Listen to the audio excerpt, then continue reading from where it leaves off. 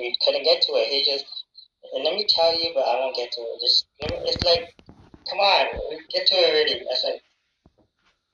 See how quickly and succinctly I dealt with what he brought up. I didn't went, well, let me give me my background here and waffle on for like 5 minutes. I'm like, oh, man. I just got right to the issue, said, look, there's no logical contradiction here. What do you do with this? You try to have but they just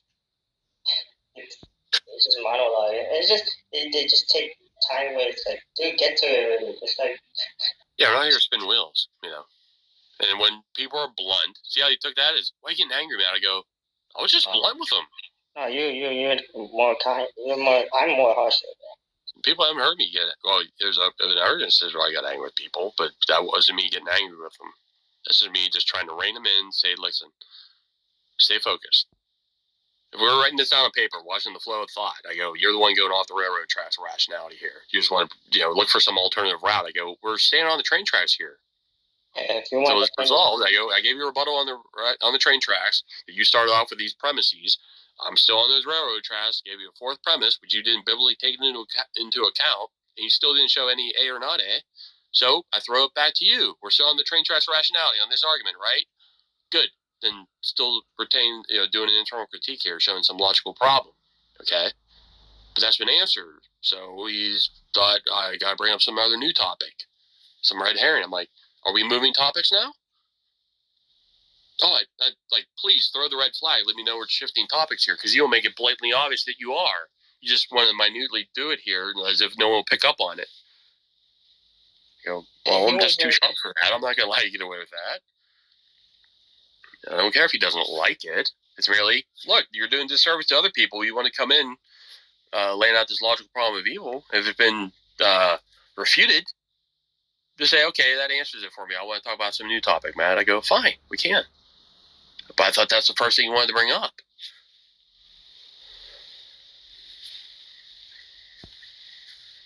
This wasn't like, his ass grinding fest time to have. They go, you're just allow me to ass grind. I go, oh, you can do that in other rooms all you want, dude. But if you want to have rational dialogue here, there's not going to be any ass grinding. Hey, that argument for the existence of God that I was talking about is the fine tuning of the universe. That's what it's called. Yeah, fine tuning on the teleological line. Yeah, that's a subset within the teleological argument. Fine tuning. Yeah. From design. Because of how fine tuned the universe is, to where, if hypothetically speaking, because I know something cannot come from nothing, but if what atheists sort of believe about how the universe came into being, if, because of how fine-tuned the universe is, if even one, if anything at all was off in any way at all, the entire universe would cease to exist, down to like the smallest level, which means that the probability for the universe existing and for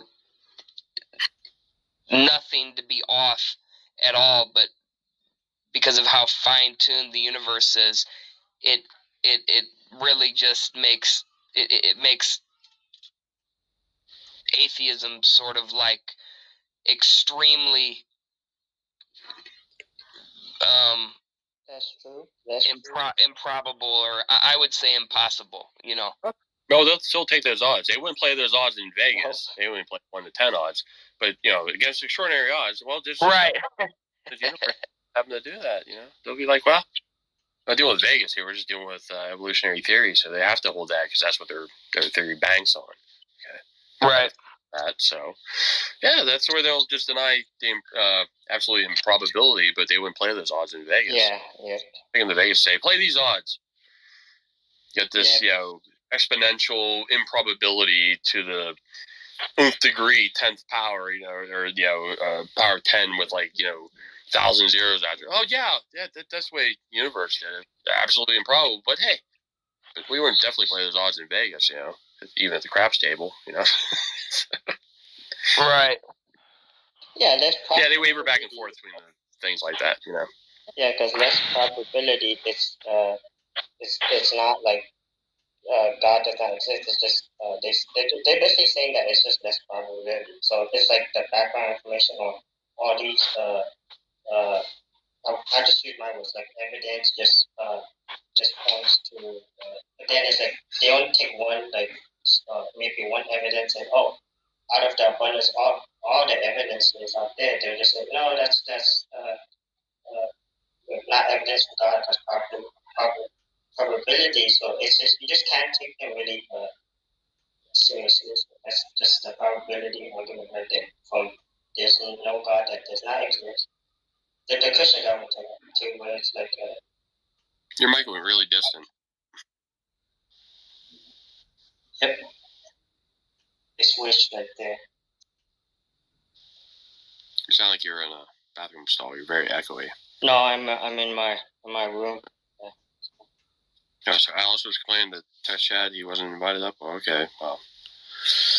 Anyway, yeah, Armand, see anyone else's hand raised, bring them up.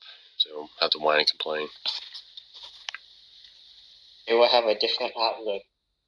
So even you give them evidences or whatever, they'll just interpret it as, oh no, that's not evidence for God. They'll just because they see from a atheistic point of view where it's just I don't know how should I explain it. It's like that it's not indicative of God's existence, the evidence that is presented to them. Well, yeah. You always whine and complain. You don't allow people to get away with red herrings. They always cry foul. I go, no, they're the ones bringing the foul in by bringing up red herrings. So I'm incorrect for not allowing people to deviate from the topic. Even what she brought up, I didn't bring up the topic from him. He just said, I want to deal with the topic of the room. I go, good. That's the relevant debate right now, right? He was off that topic so quick. Yeah, I want to say just forgive me for if I can't articulate. I'm just trying to. No, it's just, they're going to use anything to whine and detract if a lot of people are jumping on them. There's no gang piling here. And as soon as we don't do the gang piling thing, I just deal one-on-one with them. They don't like that because I rein them in and say, stay on topic. Like the X-Wing guy, in Star Wars. He says, stay on target, stay on target. And they don't want to stay on target, Yeah, why you not? try to get them focused, but they want to have something else in mind. Yeah, they do the devious tactic of bringing up red herrings, and then when you call them out on it, then they cry victim. I go, wait, we're just blatantly calling you out for your red herrings. I go, you don't like that. Well, you didn't allow me to deviate. I go, no, we didn't allow you to deviate. Rein it in here, Mr. Rational. You want to be a rational person, don't be bringing up red herrings, and then, crying like a baby when you're called out for bringing up red herrings.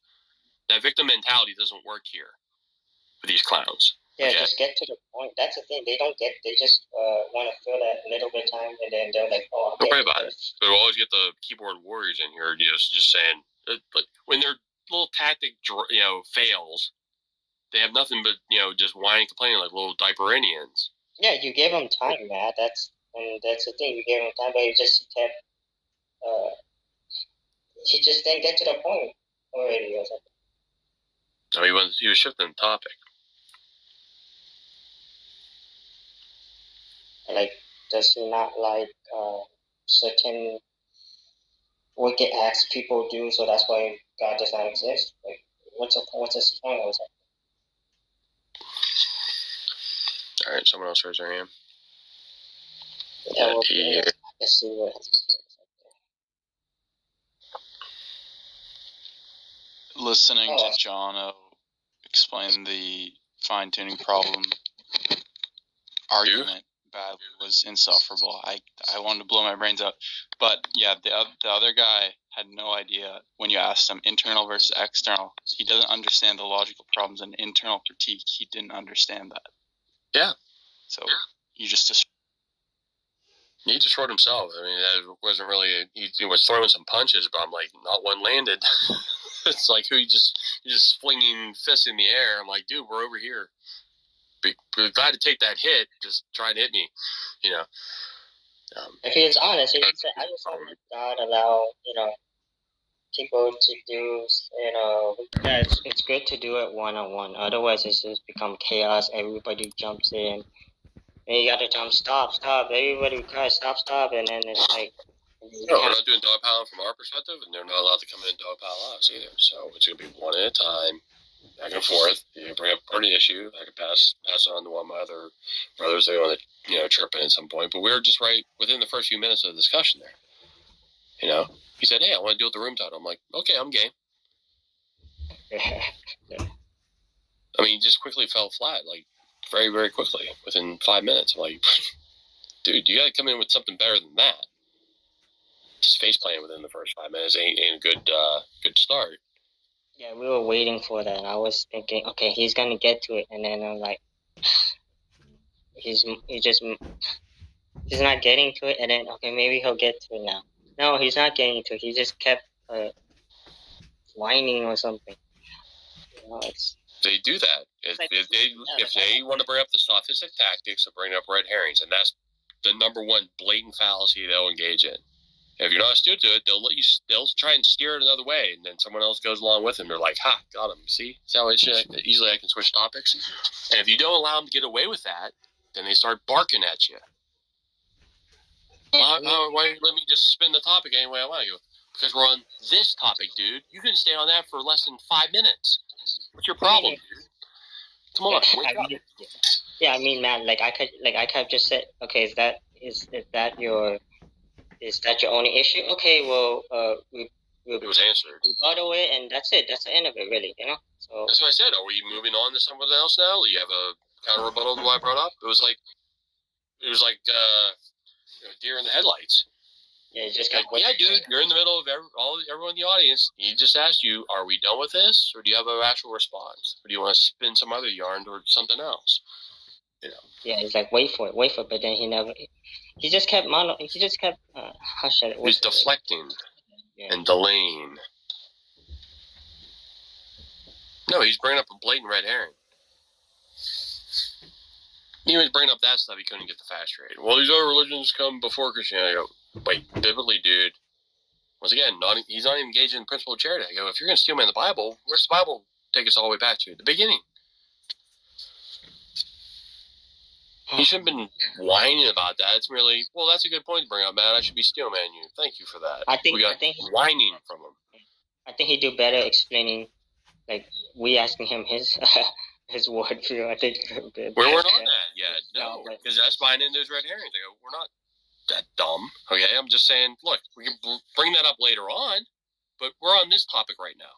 Yeah. Do you want to shift topics every 5 minutes? Well, when the going gets tough, just switch topics. Get off the hot seat there. I'm like, dude, you guys have to learn just proper debate and decorum here. You brought up this issue. I didn't bring it up. I go, you're the one that brought it up. We're going to stay parked there for a while. How fast off of that do you want to take it out of the park and go in the drive and drive somewhere else? If they want to talk about your position, defend it. I'll open the room and host it. But this is not the topic. That's the thing. You're gonna come up here and defend and do that stuff, or. If his first issue wasn't dealing with the topic of the room, we would just stay on that first topic he brought up.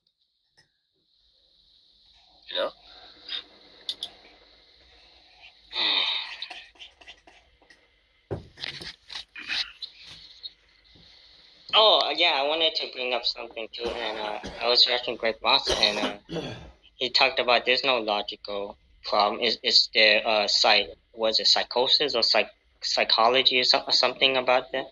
Psychological problem of evil. Yeah, because because logical is thinking. No, it's not logically. There's no logical problem because that's because using logic, right? There's no logical problem because. Gosh,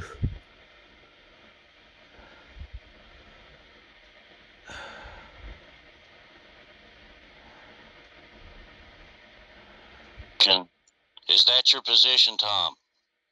It's not simply about evil and being against. Yes or no? No, that's not the problem of evil. That's not your position. Matt Adams, were you having a different discussion that I listened to? Is this an illusion? From my understanding, I thought Tom was saying that it's a logical contradiction for the God of the Bible to exist and evil to exist. Right. The main point would be God being all good, not necessarily omnipotent or omniscient, because you could have an evil God that was omniscient and omnipotent. But I thought that all good was the main characteristic that would make it the contradiction. Yeah, to put it simply, what Tom is going to say is that See if John leaves God cannot be those three omni-attributes and there be evil in the world. This type of God cannot possibly exist. Therefore, that God does not exist. It'd be something like that. Yeah, that's the conclusion Thank that they you, arrive at. John. Thank you. But when Matt Adams asked Tom, if I'm wrong, but in that hypothetical, you asked if Jesus came down and presented himself before Tom and explained the reason why there is evil in the world, would you, Tom, accept that reason? And Tom said, yes. So they're, according to that answer, well, I know that's not what all you said, but the conclusion to that hypothetical. I said something a little bit more like, are you just simply asking me if Jesus came and had the reason why it's not a contradiction? Yeah, you said yes, Tom. You said yes. Yeah, and then I said it's trivially true. You're just basically just making a conditional to where, like, if it's true, is it true? And I answered yes to that. That's correct. Yeah, you said you would accept the reason, Tom. That's what you said. Yeah. And because you said that, Tom, your argument that there cannot be a God because evil is present. In other words, there's really no good reason. You contradicted yourself. Matt said if it made sense, would you agree it made sense? Like, right. Well, I'll tell you what. I mean, that's not all he said is right. After the debate, I asked him about that particular question, Johnny, and I asked him, if God told you that square circles exist, would you believe it? He said, yes. So I said, oh, okay. So let's move that further. So if God told you that murdering babies was moral, would you believe it? He said, yes. So then I said, okay, so if God told you to murder babies, would you do it? Now he said no, right? And I said, you wouldn't do what you believe is moral? Well, let's establish just, John, I'll ask. There's nothing wrong with any of that. All that's like rock solid. Can I finish the story, please? And so what happened was he said no. Now, so I said, and then he said, well, you do the same, don't you, John? I mean, you do what you know, what you believe is good, but you don't. Look at the water you stole, right? Evil. The story of mine, right? And I did, sure enough. I believed it was wrong, but I did it anyway. But here's the difference: is that I repented of that. I asked for forgiveness of that, and I vowed to not to steal water anymore because I believed it was wrong, right? And so then I asked Tom, is that the case for you too, Tom? That you believe murdering babies is wrong because God told you, and you did not murder babies, but you repented, you asked for forgiveness from God, and it's in the future you will murder babies, and that was the dilemma you had, all from the debate. Wouldn't you agree, Tom? I don't see any problem with any of that. I also you don't see a problem with you not. John, wait. John, I very quickly wanted to ask you before we get too far away from this. Would you agree that somebody responding to a question like, if Jesus came down and said, this perceived contradiction is not actually a contradiction, insert XYZ reasoning for that, and this is of course Jesus we're talking about, there's nothing really informative being conveyed when somebody responds to that question with yes, of course, right? Because it would just be trivially true that it's not a contradiction. Like, obviously, if all the contradictory elements were eliminated by God, right? How is it germane to the conversation even for the atheist to respond, well, yeah, then I would believe it? It doesn't seem relevant in the slightest. Do you want me to show you why it's germane? Hogan, in his opening. What'd you say? I could tell you why. You're asking a question. I'd like to answer you. Yeah. Yeah, and so in the opening, Tom said that if Matt were to say that there were reasons that God did this, he would consider that a quote unquote non-answer.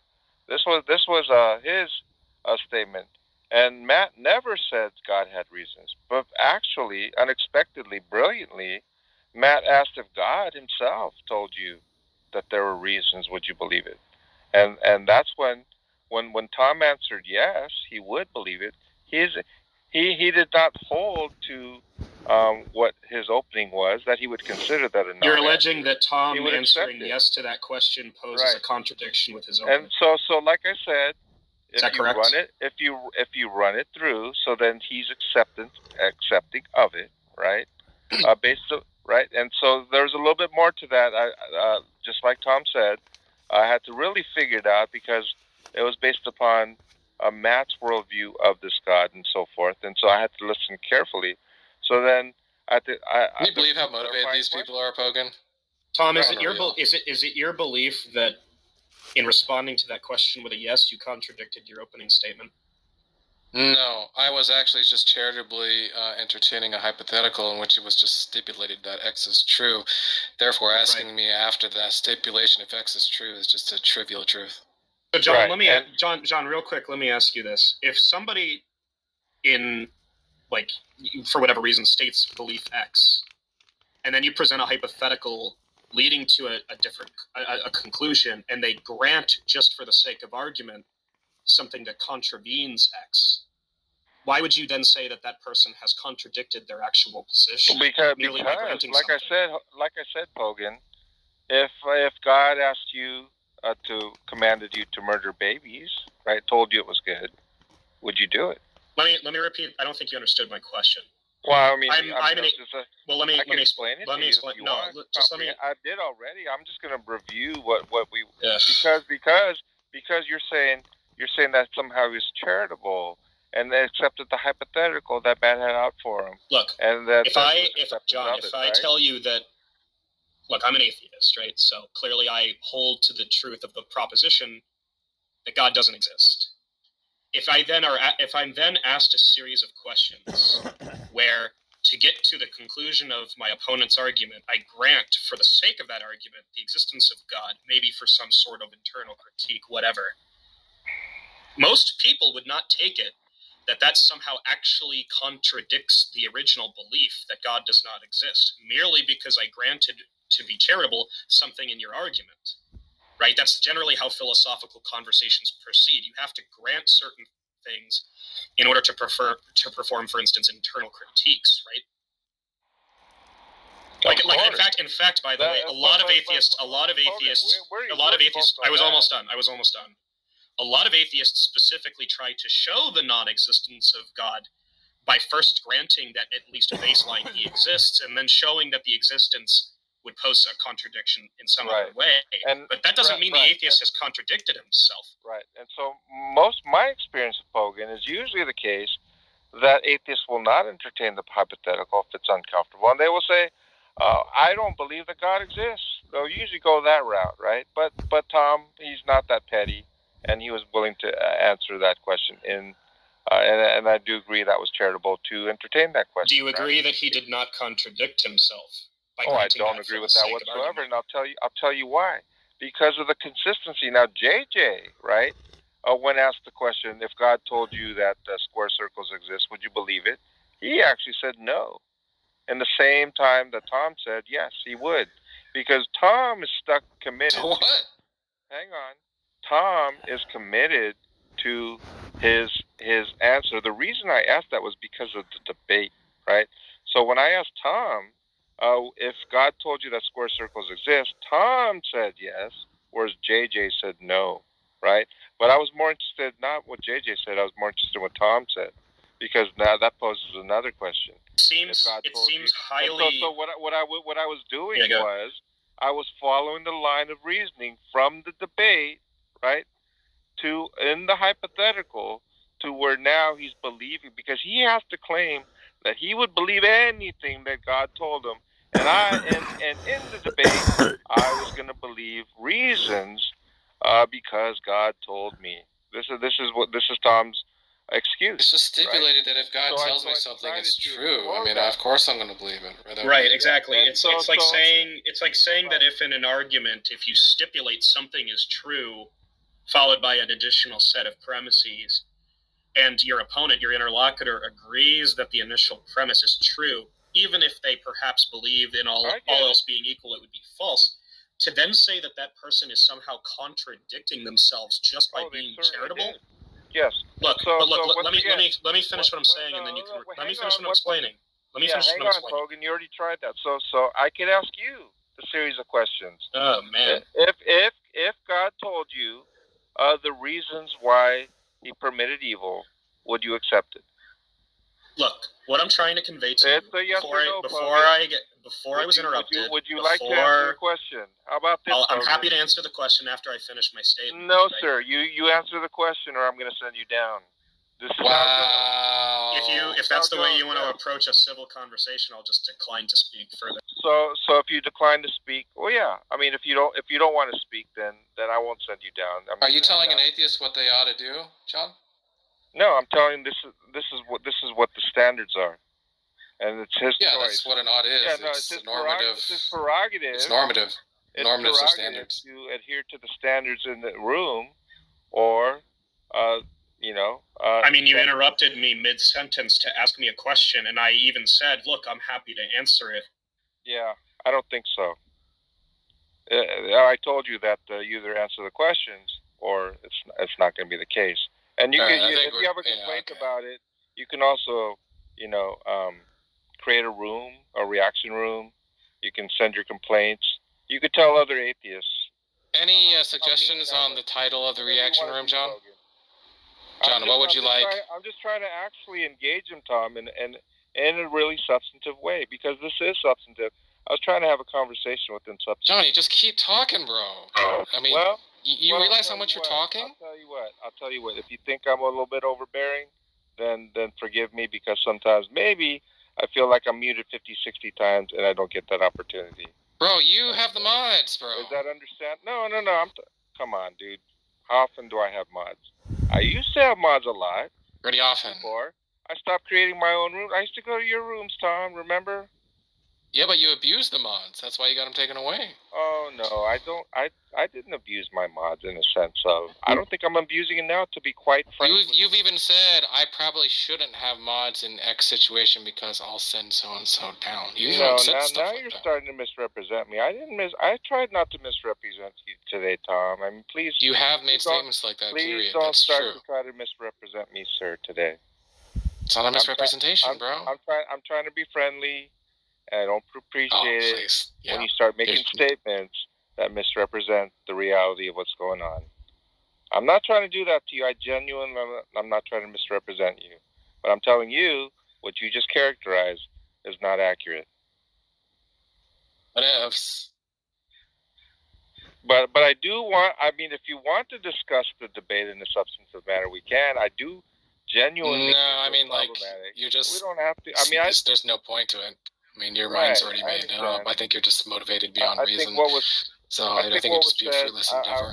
I appreciate that I said, because I think some people aren't aware of you believing that square circles exist, willing to believe that murdering babies is moral, just because God told you. But it's not just because God told me. I mean, like, if you're stipulating God told me, it's stipulated by God's qualities is that He's always saying the truth and He's right about everything. When it came to you believing... All right, dude. You see, it's not a conversation, bro. You can't even stop yourself. You're just like the Energizer Bunny. Okay, I don't want to try to dominate the conversation, but go ahead. If you have something to say, go ahead. No, he's gone. But here's the thing, too, though, John. In that debate he had with Matt Adams, I mean, he also showed a lack of education in the Bible, because if he were smart enough, which he's not, but if he were smart enough, when Matt Adams asked him that question, well, if in this hypothetical, if Jesus came down and explain to you X, Y, and Z. Tom could have been smart enough by saying something like, well, Matt Adams, your hypothetical is actually invalid in reality. And according to what I understand about your Bible, Jesus would never do that. So you're asking me something that would never possibly happen. Therefore, your hypothetical is invalid, and I don't have to answer the hypothetical. Well, that's what a smart person would have done. But Tom is not smart. He said, yeah, sure, I would accept it. So Tom is conceding that there is a good reason, thus a good God can be present in a world of evil. Matt Adams stomped his ass, and he is too damn stupid to realize it. Well, I mean, it's just that here's simple. the thing. Here's the thing. As far as education, he used less than 2 minutes for a 10-minute opening. That is an insult to a formal debate. And when you talk about like rendering an argument, Matt was able to attribute William Lane Craig. He was able to put his own thoughts into it in the first 3-4 minutes with regard to scripture. I mean, it's impressive what Matt did in the opening. Really, truly, if you really listen to it is. It was sure was. And he did his homework. What Tom did, he did not even render the Epicurean trilemma. He doesn't even know it. I can tell you exactly where in the 2 minutes that he spent, he didn't even know, right? And so, with respects to the attribution, he didn't even attribute Epicurus. You know what he told me? He told me, come on, dude, everybody knows. I didn't need to mention Epicurus. Everybody knew it was Epicurus. You know what happened after the debate? 4 individual people said that Tom was rendering the Mackey argument. So, what do you mean, Tom? Everyone knew it was Epicurus.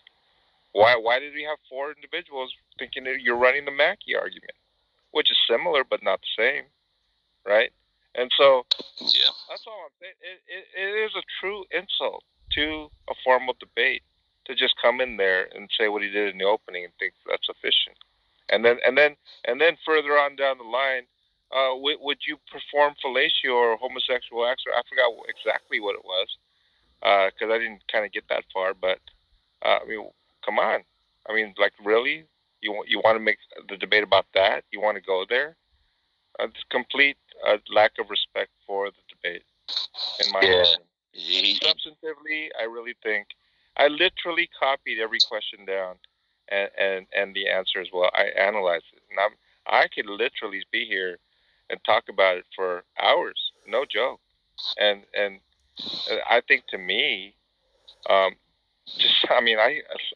pumped up to even talk about it, because there are so many instances where Tom revealed that he didn't know the material. He did not. He doesn't know the Bible. Matt threw in that hypothetical, which, by the way, as sort of my rule of thumb, is if someone asks a hypothetical that it's not even possible in reality, you're not obligated to answer it. Well, Tom could have at least took that route. He said, you know what, I just see your hypothetical is invalid. I don't see it even possible in reality. If you have another question, I'll entertain it. He could have been smart. But no, he just played right into Matt's trap, which Matt brilliantly set. And as soon as Tom hit the plunger on the bouncing Betty, his head got lopped off as soon as he answered it. Oh, yeah, I would accept it. And I was like, debate over. Matt, you can go have a beer now. I mean, it was that. So you think that entertaining a hypothetical ends a debate? So you think Tom saying that Jesus hypothetically exists in this hypothetical example means that he thinks God exists? So he lost the debate? No, but in the hypothetical, especially the one Matt asked him, you're at least giving, some can say for the sake of argument or whatever, but in this particular debate, what Tom did, he is giving credence to the hypothetical being at least possibly true. That's what Tom did. He agreed to that. So when he did, the conclusion is, well, yes, there is a good reason for a good God to be present in a world with evil. That he lost his footing when he answered that way. Matt was very clever in doing that. He didn't have to answer that hypothetical. But he wasn't smart enough to figure out that he didn't have to do that. Matt just steamrolled him. It was that easy.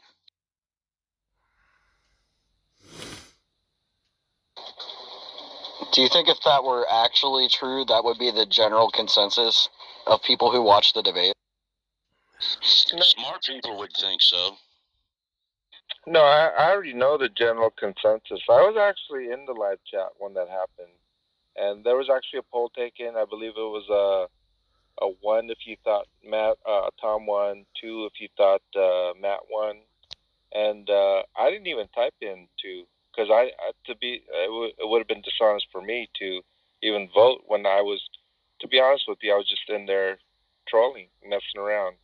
I wasn't paying that much attention to the debate. Are you about to say that chat thought that Matt won the debate? No, of course not. I was just going to say it was about approximately 20-0 in favor of Tom. That was right. That was the results. Yeah, you're right. Because that hypothetical doesn't win the debate. That's just ridiculous to even say that. And if in fact it's pretty dishonest. I can tell you where they thought that when Matt answered. I'd like to touch on this too. When Matt answered, when Tom asked him the question, is it possible for God to create a world in which agents can only do the good?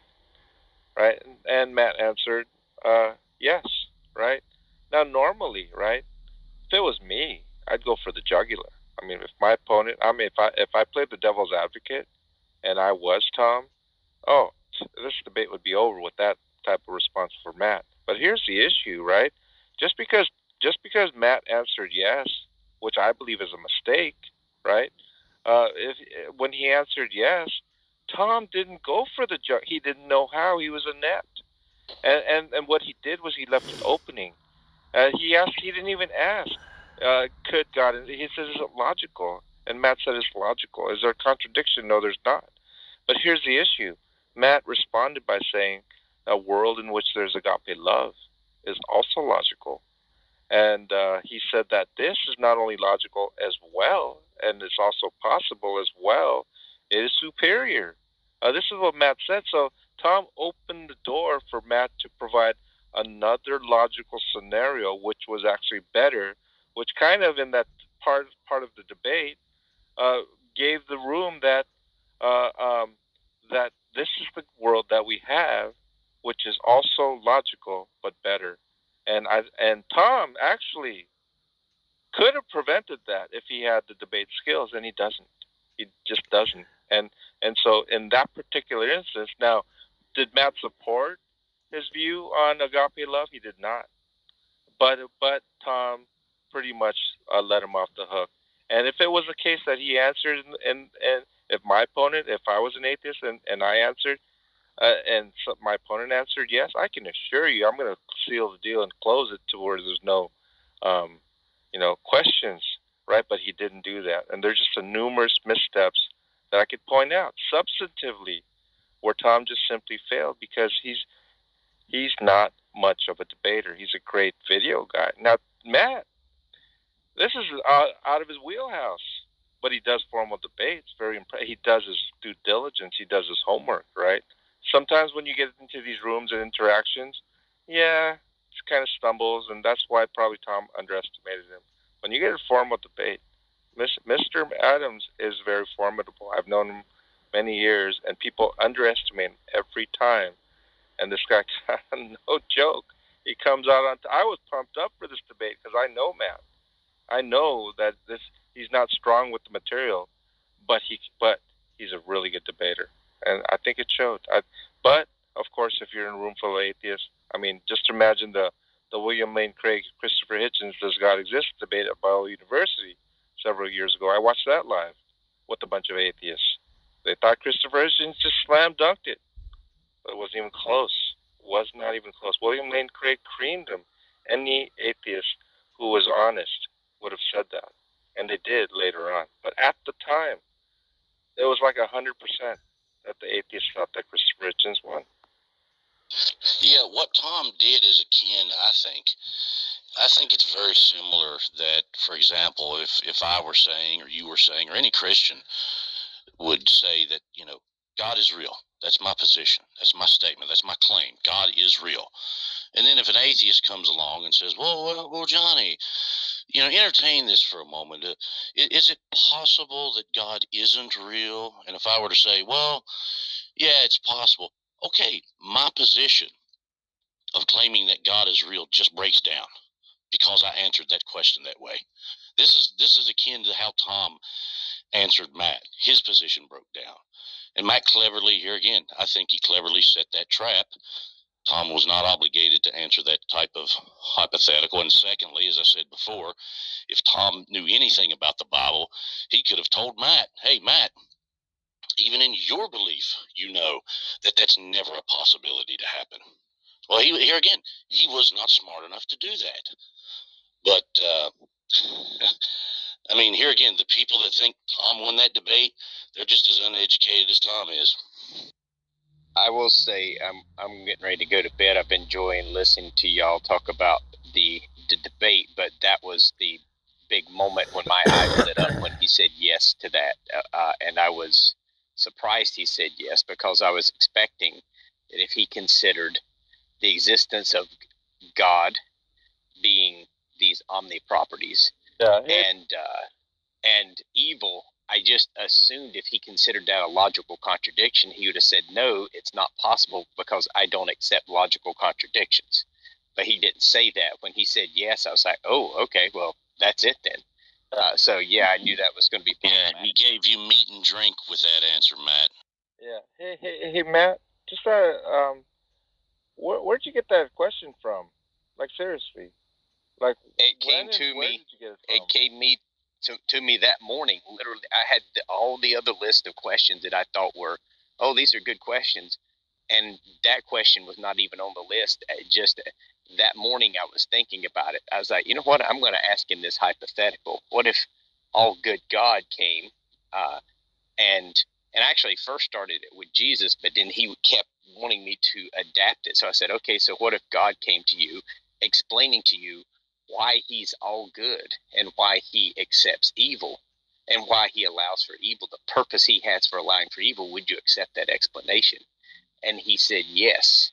And the question just came to me literally that morning. I had not thought about it for a whole month, but I wrote it down the moment I thought about it. I said, this will be my first question. This is the question I'm going to lead with.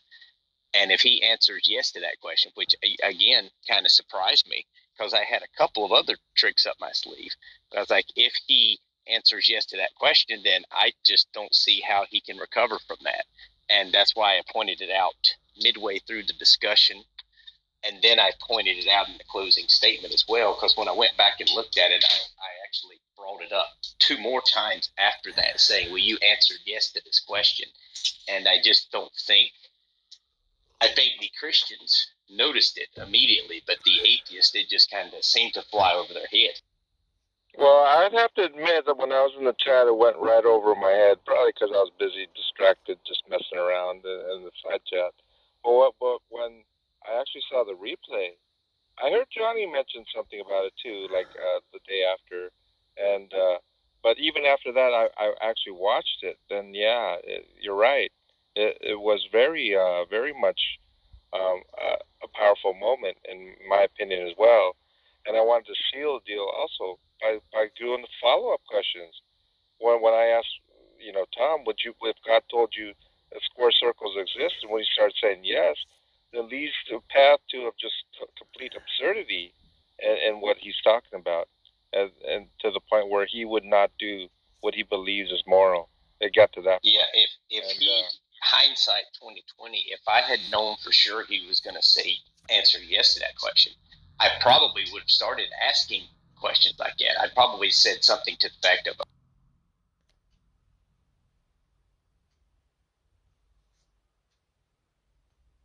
very firm with him. Right. He also has a predisposition to hate anyone that came from Discord near Tom. The ghetto atheists. Yeah.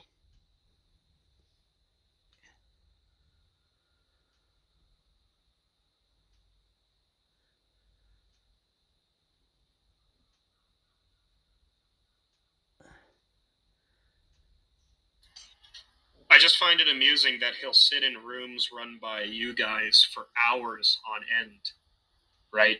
Saying the most ridiculous, heinous shit. And he has no problem with any of you, really, right? But the second he is in control of a room and is asked similar questions, suddenly it's fucking problematic. And it's reason to send people to the audience. Yeah, could you be insane. any more transparent? I mean, it's crazy.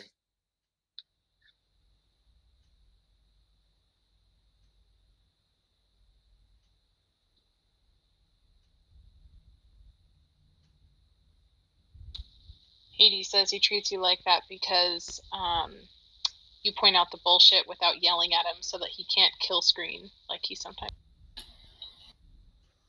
Yeah, but like I'm a fucking idiot. So people who are way more knowledgeable in philosophy, like I just don't understand.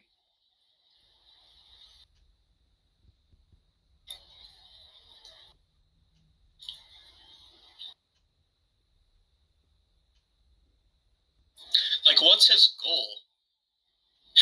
You know what I mean? Like, he says it's his pastime. It's like entertainment. I think he's like addicted to being like on people's tongue all the time. Because if he isn't in a room where he's been kicked, he will message everybody the same thing, and everybody will sort of be talking about it. And then we end the room just to get him back. So that's his thing. That's true. He does love attention. Okay. But it's an addiction. Yes.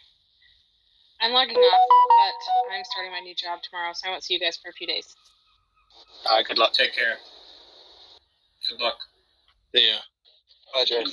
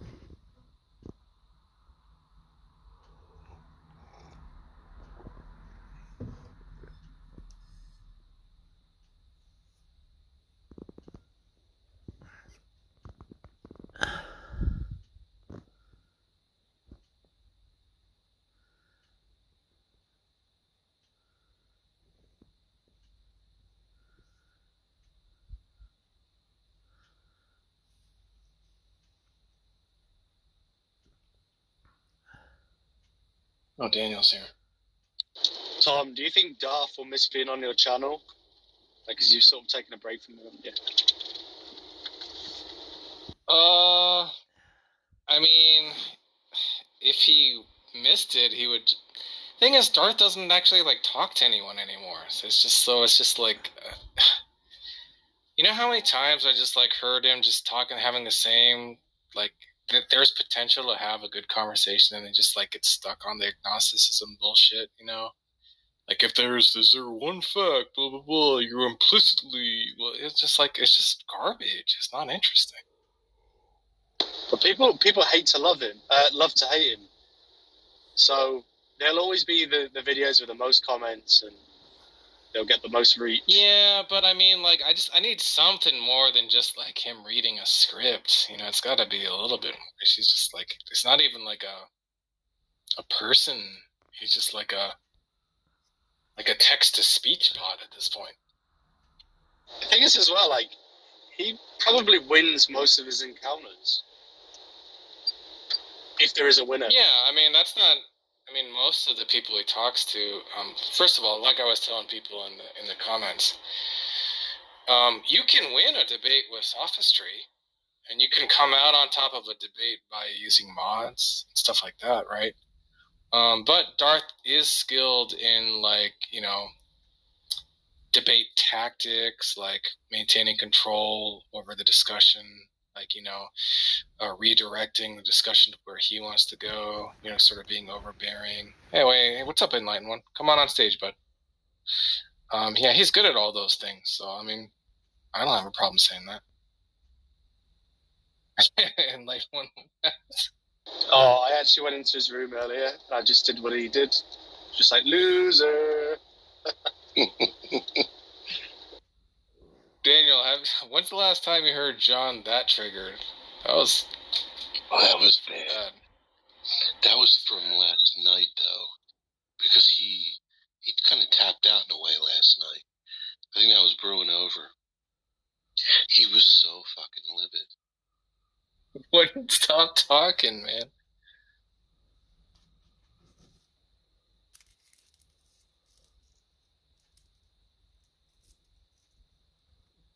Yeah, like I've said before, Darth goes through these sort of like phases where he like runs with an argument for like months at a time. It's basically all he does, and then he moves on to the next one, like whatever is like the flavor of the,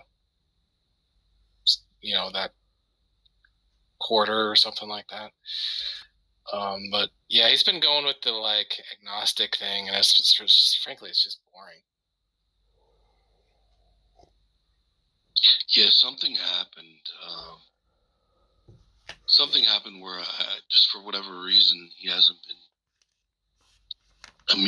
been entertaining. And you know what? I never would have thought that I would say that because I didn't see it coming. But yeah, something did happen. It was just. I mean, if I were obsessed, it wouldn't matter that he's boring lately, right? It's just like I just think of myself like when it comes to Darth as like paparazzi, and if like the pictures aren't good, then I'm not really interested, you know.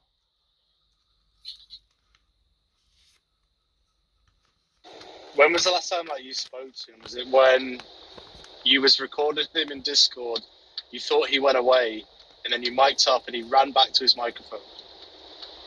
Do you remember that? Yeah, I remember that. So funny. You could just hear him like skittling along, like, oh, is that Tom Rabbit? He just doesn't. You'd be hard pressed to get an interaction that's longer than 5 minutes and that goes beyond the script, right? It's just like just doesn't happen. You can't. There's nothing there.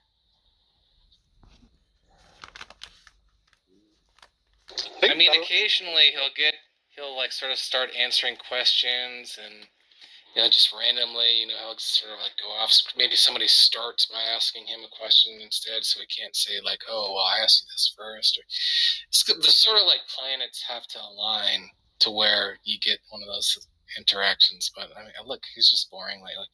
You know what was interesting is that although the interaction with Sasha and J. Robin, that was pretty good, except for it was so incredibly long. Yeah, it was an hour and 10 minutes. It's fucking brutal. It was like, but Sasha did a good job of kind of systematically dismantling J. Robin, but he was kind of dismantled pretty early, and he just kept on like.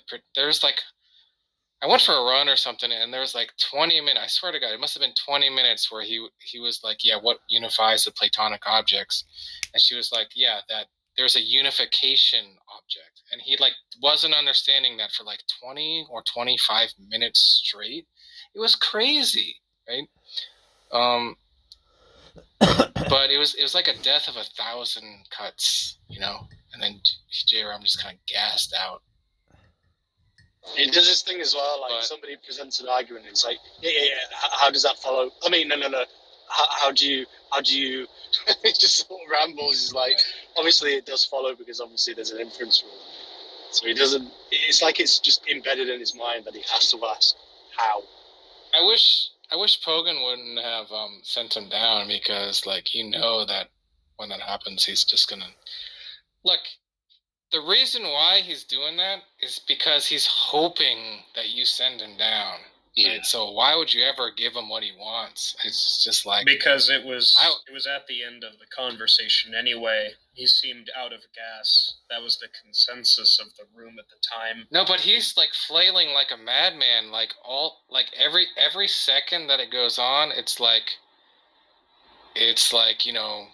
you're playing with the house's money. It's like just all wins. Just like your bucket is just filling up with more and more coins. No, I understand your perspective. Like in terms of content, yeah, I agree. But it just seemed like he, at that point, was completely unwilling to allow Sasha to speak, and she obviously was very invested in the conversation, and it just felt kind of ridiculous to let him just steamroll her and be belligerent. Yeah, I just don't like people obliging suicide by mob. I mean, I really dislike it. I mean, when he left the room, he was like, yes, they did it. I don't ever want to. Why would you ever want to give him that feeling? Yeah, I understand your perspective, because you're correct. As soon as he leaves the room, the first thing he'll say with his buddies is, well, the atheists couldn't handle me, so they got rid of me, or something to that effect. Yeah, I'm a real connoisseur of clean by the book kills. He's pulling some bullshit, but you let him do his bullshit just so he can hang himself further. That's what I want. But it did go. I can kind of see your perspective too. It did go for almost an hour and a half. It's just. Yeah, I left. I took a shower, got food, exercised a little bit, came back, and they were still talking about the same exact topic they were talking about when I left. So in the 45 minutes I was gone, if they can't resolve anything, then what hope is there, Oh, there was one thing that I didn't like that Sasha did. And I think there's only one thing really that I didn't like. The rest of it was pretty great. But I'm trying to figure out why she did it, because she was invoking, J. Robin was asking her, how do you know that they're telling you the truth? Or how do you know that you're right about them telling the truth? And I just kept, and he asked her maybe over a dozen times, and she kept saying something they told, it was beamed into my head or something, that the truth. But why is she even entertaining the epistemic question, right? I mean, that's just an epistemic concern, but in order to analyze whether or not you can have intelligibility with this concept, you don't have to entertain any of these questions about well, how do I know that your concept is your concept, right? I mean, I don't even know why she entertained it.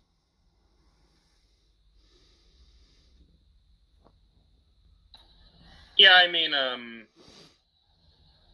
it's okay, this God is also always truth revealing. How do you know that? It's just that's the concept that we're discussing, right? What do you mean? How do I know that, right? You're supposed to analyze the concept. You saying, how do you know that's what your concept is? I don't even get it. Well, that's what he does to buy his time, isn't it? He always does that. How do you know? How does it feel? Yeah, but I mean, yeah, I mean, that's what I take it to be, which is why it's even more puzzling that she would entertain it. I think it was so that she could perfectly parody him. So I mean, it's like asking J. Robin, how is it that you know God is always truth revealing? And he would say something like, well, it's God's essence or God's nature that he can't lie. So I think it was just a perfectly parody. Yeah, that's a good answer. Maybe that was her thinking, but I don't know if she knows this, but usually when people do that, they immediately accuse and hand wave and dismiss the entire endeavor, and they cite something like, oh, you're just using a worldview body double is what they call it. And then they just cease the interaction. And J. Robin kind of tried to do that, but I think the only thing that prevented him from playing that card was that Sasha was being like extremely patient and like cordial and soft spoken. So like he must have thought that like I don't really have the license to play that card in this situation. So. Yeah, and also he drew a distinction. He said, "Listen, I'm not speaking about something that's personal." And there was another difference that he added. I forget, or she rather. Sorry. Yeah, that's another thing that J. Robin did, and I kind of had a similar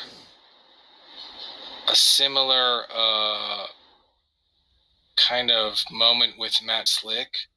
And Matt Slick was like, "Oh, well, that's not the Christian God." It's like he was just on autopilot or something, and he didn't realize that was the whole point of it, right?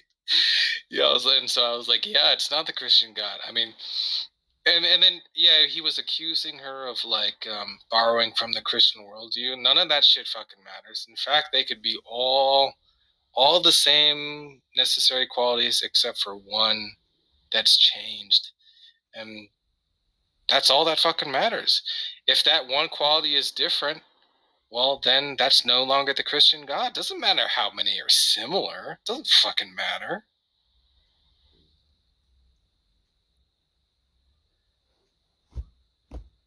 So, yeah, there were some good moments in there. What's up, Gus? Oh, hey, Tom. Can you hear me? Am I okay? Fucking barely. You're really quiet. Just a minute. Let me readjust. Better? Oh, that's better. Much better. It was better. It was better, but it seemed like it kind of... There we go. Better? Yep. Yes. Yeah, that's better. Good. Thank you. Hey, good to see you, Gus. How are you doing? Oh, hey, Pogan. Really good to see you. Thank you very much. Doing well. Good to see the both of you. Thank you. Hey, Dee, did you get kicked out of that room with the theists, or did you leave on your own? I think she might be on a plane, so she might not be able to answer. Oh, okay. Because she was on the... We were in the room with the four bitching theists. We were listening to it earlier, and I was just curious as to whether or not they kicked her out, because she jumped on like she wanted to say something. But, yeah, you guys, everybody doing okay? What's going on here? Big event? Something happened? We just left a room with John Lee and a couple other goofballs. The gist of which was John Lee being asked pretty fucking reasonable questions, including about a debate that Tom had with Matt Adams, which is linked at the top of the room. And John Lee just became gradually more and more belligerent until he shoved both myself and Tom to the audience, even though we were both pretty much constantly in good faith and we weren't uncivil, really. Which just shows that John Lee is uncomfortable with having, not only problems with his positions, but his own behavior criticized. But I mean, this is well known. This is not anything new. Yeah, I don't understand. If I was in the position of a theist, encountering people like you, I would simply state what I believe, state that I don't necessarily have a logical position for it, because faith doesn't necessarily require logic. State that my book exhorts me to have that faith in the face of your logic, and then sit quietly and say I don't have anything else to say past that point, and simply endure your questions, right? But these people, they keep injecting their own pride into things, and it just, I don't know. This is because there were four of them left there in that room. I think I was just in the room you guys were in, and just Matt and Gavin just bitching and bitching and bitching.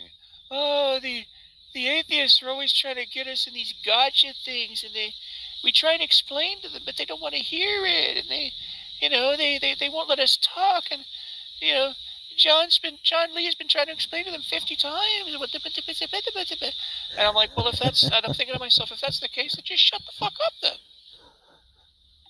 But John Lee, if John Lee would survive a lot better if after his look, I already answered your question.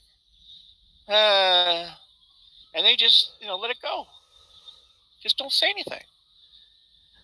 Problem solved. The Bible says you have to give an answer. The Bible doesn't say you have to make the other person understand. That's the job of the Holy Spirit. It says right there in the fucking Bible. Well, you got these guys, these theists are like, oh, atheists claim they understand the Bible better than we do. You're fucking right, we do.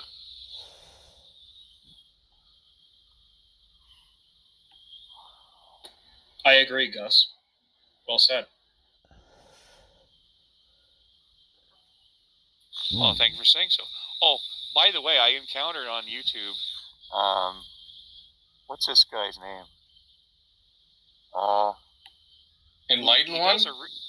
He does a really well. Yeah. I by the way, I saw your go at it with that, and I thought, well done, Tom.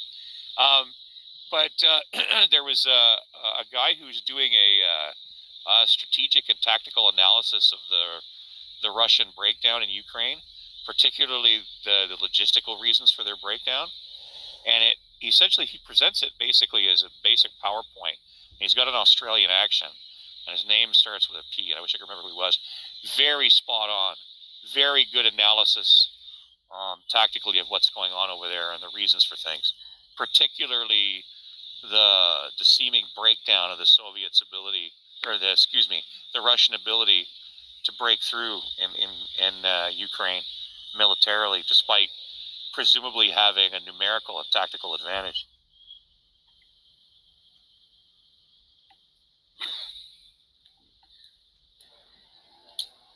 It's because they didn't pick the right perks in their loadouts before the match. It's a Call of Duty joke.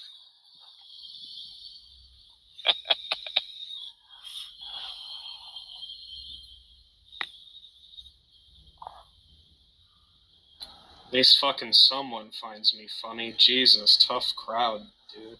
God. Also, can we appoint some mods so we can handle people who want to speak, potentially?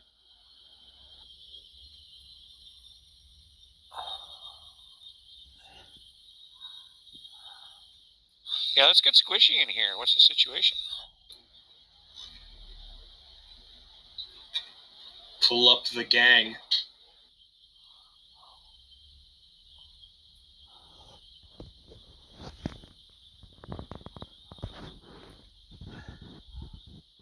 Thomas the Lammas?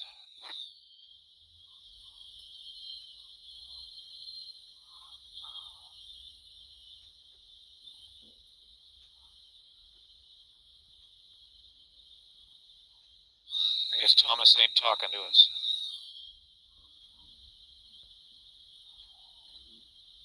You mean Thomas Bunny? No, you're Thomas the Bunny. No, that's Tom Rabbit. Oh. Squishy! Squishy, do you know what a squishmallow is? Or a squish... No, I think it's called a squishmallow. Yeah, I know what they are. Okay. So I made a friend in the hospital, rare as they can be. You got to be careful because you make friends and then they either check out or they die. Anyways, so she shows up in my room like when I'm a week into my pneumonia, and anybody who's had pneumonia before knows that it's so fun. I look over and there's this gigantic green thing, like the size of the size of my torso, and it's a squishmallow, and it's done as the Incredible Hulk, and she just plops this thing on me. That's adorable. This thing. It is. It's this gigantic chunk of adorable. And my girlfriend owns about 10 of them, so I'm well acquainted. They're fucking expensive though. The big ones are like apparently $30 or something ridiculous like that. You have a girlfriend, Pogan? More expensive. Yeah. Huzzah! Nice, well done, sir. Well done. Thank you. It's a like a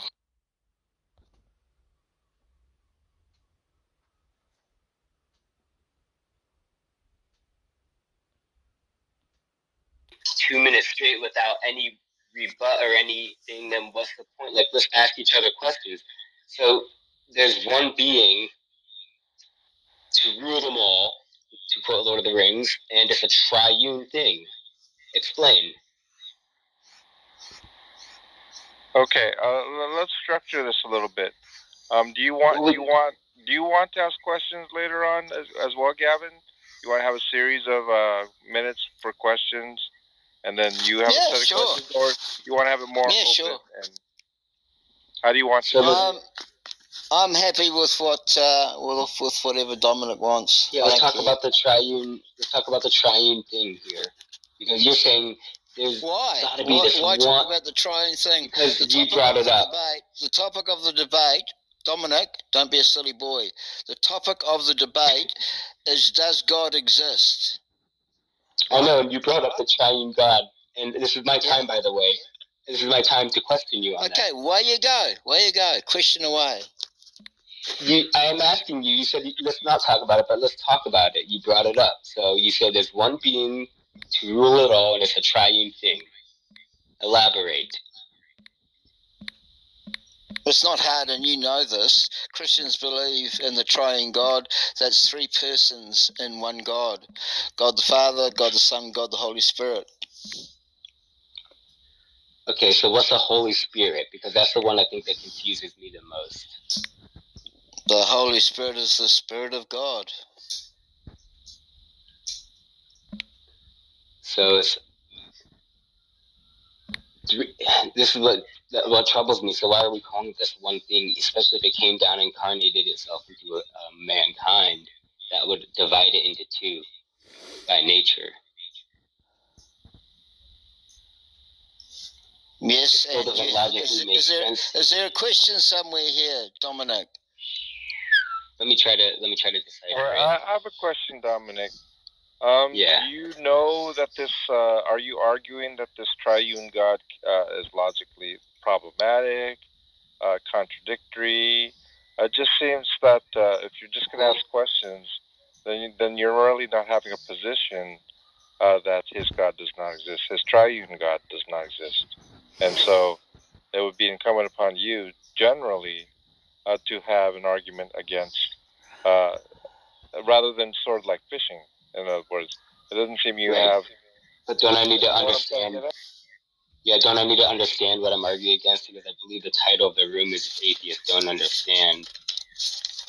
And so how am I not going to understand if I don't ask questions? No, stop. This is a debate, and the debate topic is, this is an off-the-cuff debate, all right? The debate topic is, does God exist? That's all. So I'm taking the affirmative position, where I'm providing evidence that, yes, God does exist. You're taking the negative position. No, God does not exist.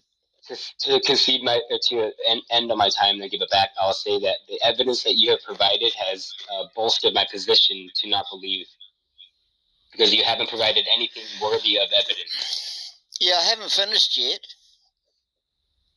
So, maybe instead of being so premature, well, I'm letting you go. Let me finish. Okay, so do you want to give me the start time, Johnny? Well, I mean, actually, Dominic didn't really quite have his 2 minutes yet. He either this is the thing, okay? Well, you began, Gavin, you ended. I don't know if he wanted to forego his 2 minutes, and then we could have went into the question round. Well, I feel like honestly, guys, on first. I feel like it's talking past each other to have these little blocks where it's like, okay, for example, if I'm just going to be bringing something to the table, like, okay, Mighty Mouse said in episode 1, 2 minutes later, it's your turn to retort onto that. Stop your whinging, stop your whining. Do you need more time? I'm talking about evidence. What do you want? No, I'm just talking about actual evidence. Well, Gavin, do we need, hang on, can I ask a question that you can answer?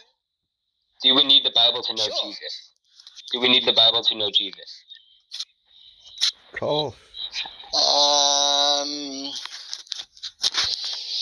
I would have thought so. I would Where else say, are you going to find out about Jesus Christ? given the fact that the world is full of Christian theists, no, you wouldn't need the Bible, but it would be extremely helpful. You could gain knowledge about Jesus from other theists. Yeah, but they would get Well, what if we just had the Romans accounts, and they were like? Yeah, I don't want to hear any of these woulda, coulda, shoulda questions. I want to deal with reality. Because let me just say this, Tom. Usually, when I see like an argument against God, usually they say, "Okay, you see this here in the Bible, you see that here in the Bible. There's a contradiction. Your God cannot exist, or you believe in a triune God." Right. These are the problems with the triune conception of a God. Yeah, okay, here's the incarnation. Here's the atonement problem. Usually, like a Muslim will come at. I will bring up one by one, if you know the I will material. bring up one. I will bring up one. So, does God have any needs? I'm going to assume we're going to say no on this, right? Correct. Okay, so, but if God's going to want a relationship, it's going to need to create. So it has a need there. You can't get a want from a want. You're going to need to fulfill it with, you can't get a need from, how am I saying this? If you want something, you're going to need to go do something to achieve that want. You can't get it. Yeah, you can't fulfill that want with a want. Dominic, you. God needing to make creation is a need. That one need. Dominic, let me speak. And the reason is because he's actually making a case that God is not ase. That is not say God cannot possibly exist. He's actually arguing that, and so we should let him finish. Do you have a timer on, Johnny? Are you there, Johnny? Yeah, say again, John. Did you start a timer when? Because he was actually making some arguments. I don't know if people were noticing that. Me? Yeah. No, I formed this one a few weeks ago. Maybe it was a few months ago, actually. I was thinking, does God have a need? I wonder. And then I'm like, well, if he's going to want creation, he's going to want a relation, he's going to have to create. That need to, isn't just a desire to. He's got to fulfill a want, and you can't fulfill a want with a want. Well, why don't we do this? Because a lot of times what happens in these particular discussions, when a person is making the claim, the one that is questioning the claimant, he's going to ask a lot of questions. Now, Gavin, of course, can ask Dominic some questions. But if you guys would rather have sort of an open discussion rather than trying to, hurry up and ram through as much as you can in just 2 minutes, if you want to have an open discussion, that's fine, but just be respectful and, each one of you allow the other one to have their say, so to speak, rather than talking over each other. Yeah, I mean, to be honest, he kind of seemed to avoid the question, and then he wanted to. He just began going. I thought we should let him go. He's saying that God is needy for His creation, and a lot of people do argue that. Can I address that? Only if Dominic is done. I don't know if he was done. Were you done, Dominic? Yeah. Okay, Yeah, go ahead, Gavin, and you can start the timer. I guess. Sure. Okay. So the question from Dominic was does God have a need or have any needs? No, he doesn't. He has desires. Now, Dominic, you're confusing the English word need with desires. As human beings, we have basic needs like shelter, warmth, food, water. These are needs, all right? But we have desires like comfort, peace, intellectual stimulation. Big difference between needs and wants. God doesn't have any needs, but his desires his desire was to have a bigger family than the one he's got now. And he also desires that no man would perish and that all men would be saved. That's his desire.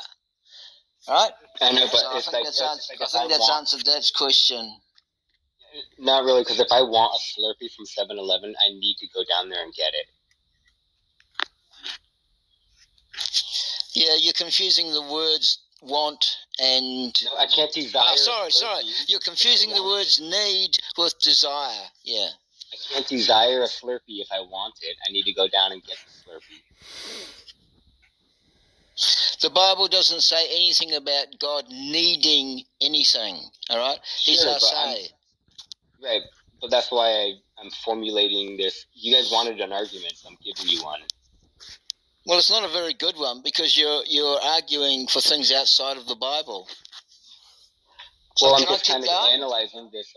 I'm analyzing this as a logical situation. So God wants a relationship. He's going to need to do something. That something is created. God desires a relationship, which is why He created mankind. But He doesn't need a relationship. He's going to need to create. Right. Oh, for goodness sake! For goodness sake! I don't like this minutia around every syllable and every word. There's a clear difference between need and desire. If you don't believe me, Google it. But if I want a Slurpee, can I desire a Slurpee? I mean, no, but if I want to get the Slurpee in my mouth, can I get that through desiring, or would I have to go do something about it? Right? I need to get up off my butt and go. Exactly. A want can't be filled with a want, or a desire can't be filled with a desire. There needs to be some action involved. There's a need built into that to fulfill a desire. I guess what he's trying to say, Gavin, intellectual stuff. Sorry? Yeah, no, I guess what he's trying to say, Gavin, is if he wants to have a relationship with people, he needs to create people. That's kind of what he's saying. Yeah, John's got it. And he's asking you a response for that. How is that not needy? Right, but remember the question from Dominic was, does God have any needs? That was the actual question. Right, and you said no. And so I formulated a scenario in which he has a need. No, you didn't. I just formulated a scenario in which he needs. How are you denying this? You're trying to call it a desire. Because the Bible does say, the Bible is silent. The Bible is silent on God needing anything. He desires things, but he doesn't need anything. And this is very bottom of the barrel intellectual discussion, Dominic. Why? I don't think you can answer it properly. I think you can just say, no, he has a desire. No, I think I have answered it. I think I have answered it. Well, okay, we'll move on then, because I don't think there's any headway in that. Do you want me to try to give another reason on why I don't believe? No, because it's probably my time to speak. All right, go. Okay, so SETI got no results from the signals that were sending out into outer space. Okay, so that was after 38 years of continuous transmission, 24/7. So simply put, in a 2020 Oxford University study, the odds of intelligent life, apart from us, existing in this universe are exceptionally rare. But yet here we are, mere mortals like John and Johnny, Dominic and me. No, we're not only existing and flourishing, but we're talking about how and why we're existing and flourishing. What can account for this? Question mark. Random chance by natural selection puts the odds of a biogenesis occurring naturally without any guidance at 1 in 2 to the 300,000th power. Could we be that lucky? Well, Dominic's probably going to say yeah, but I don't share his confidence. But what do atheists, secular scientists, what do they say? about the creation of the universe and the fine-tuning, the very, very fine-tuning of the universe. Deborah Hasma from Biologos writes, scientists from almost all worldviews agree that the physical constants of our universe, and especially the conditions of the early universe, which is different than what we have today, are exquisitely fine-tuned for life. Astronomer the late Sir Fred Hoyle, who coined the term the Big Bang, wrote, a common-sense interpretation of the facts suggests that a super-intellect has monkeyed with the physics as well as with the chemistry and biology.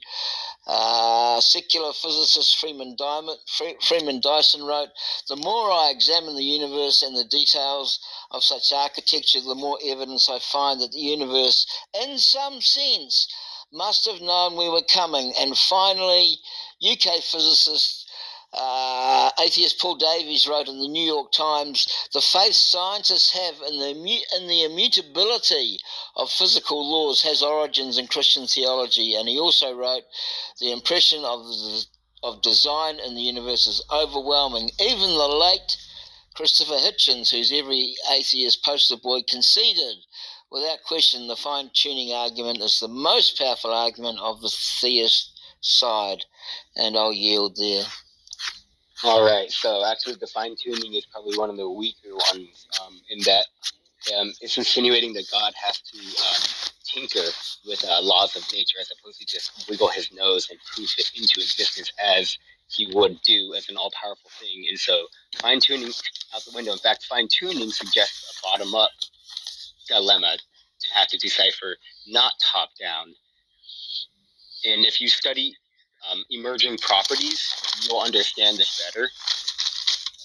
Let me give you a little rundown. So an emergent property, we probably all heard it before.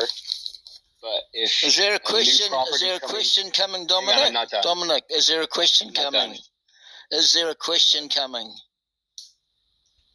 I thought this was my time. Out of 2 minutes. Yeah, but I'm wanting to know: is there a question coming, or are we just going to get a lecture? Well, okay, how does God fine tune? He's using his time. Hang on, John. So, Gavin, I'll ask a question. How does God fine tune it? What does he do to fine tune? He speaks. Okay, so did he speak himself into existence too? Like a snake eating his tail, but in reverse? Like, did he wholly regurgitate himself out of himself? Wow. I just wrote that down. That is called, in Latin, petitio principe. That is begging the question. But you're asking a question and you're already assuming the answer. Out of his mouth comes the cosmos? The Bible says he spoke the universe, the heavens and the earth into existence. Exactly. We know speaking as words coming out of our mouth. So God goes I think you're missing. I think you're missing. He says galaxy and galaxy comes out. How does that work?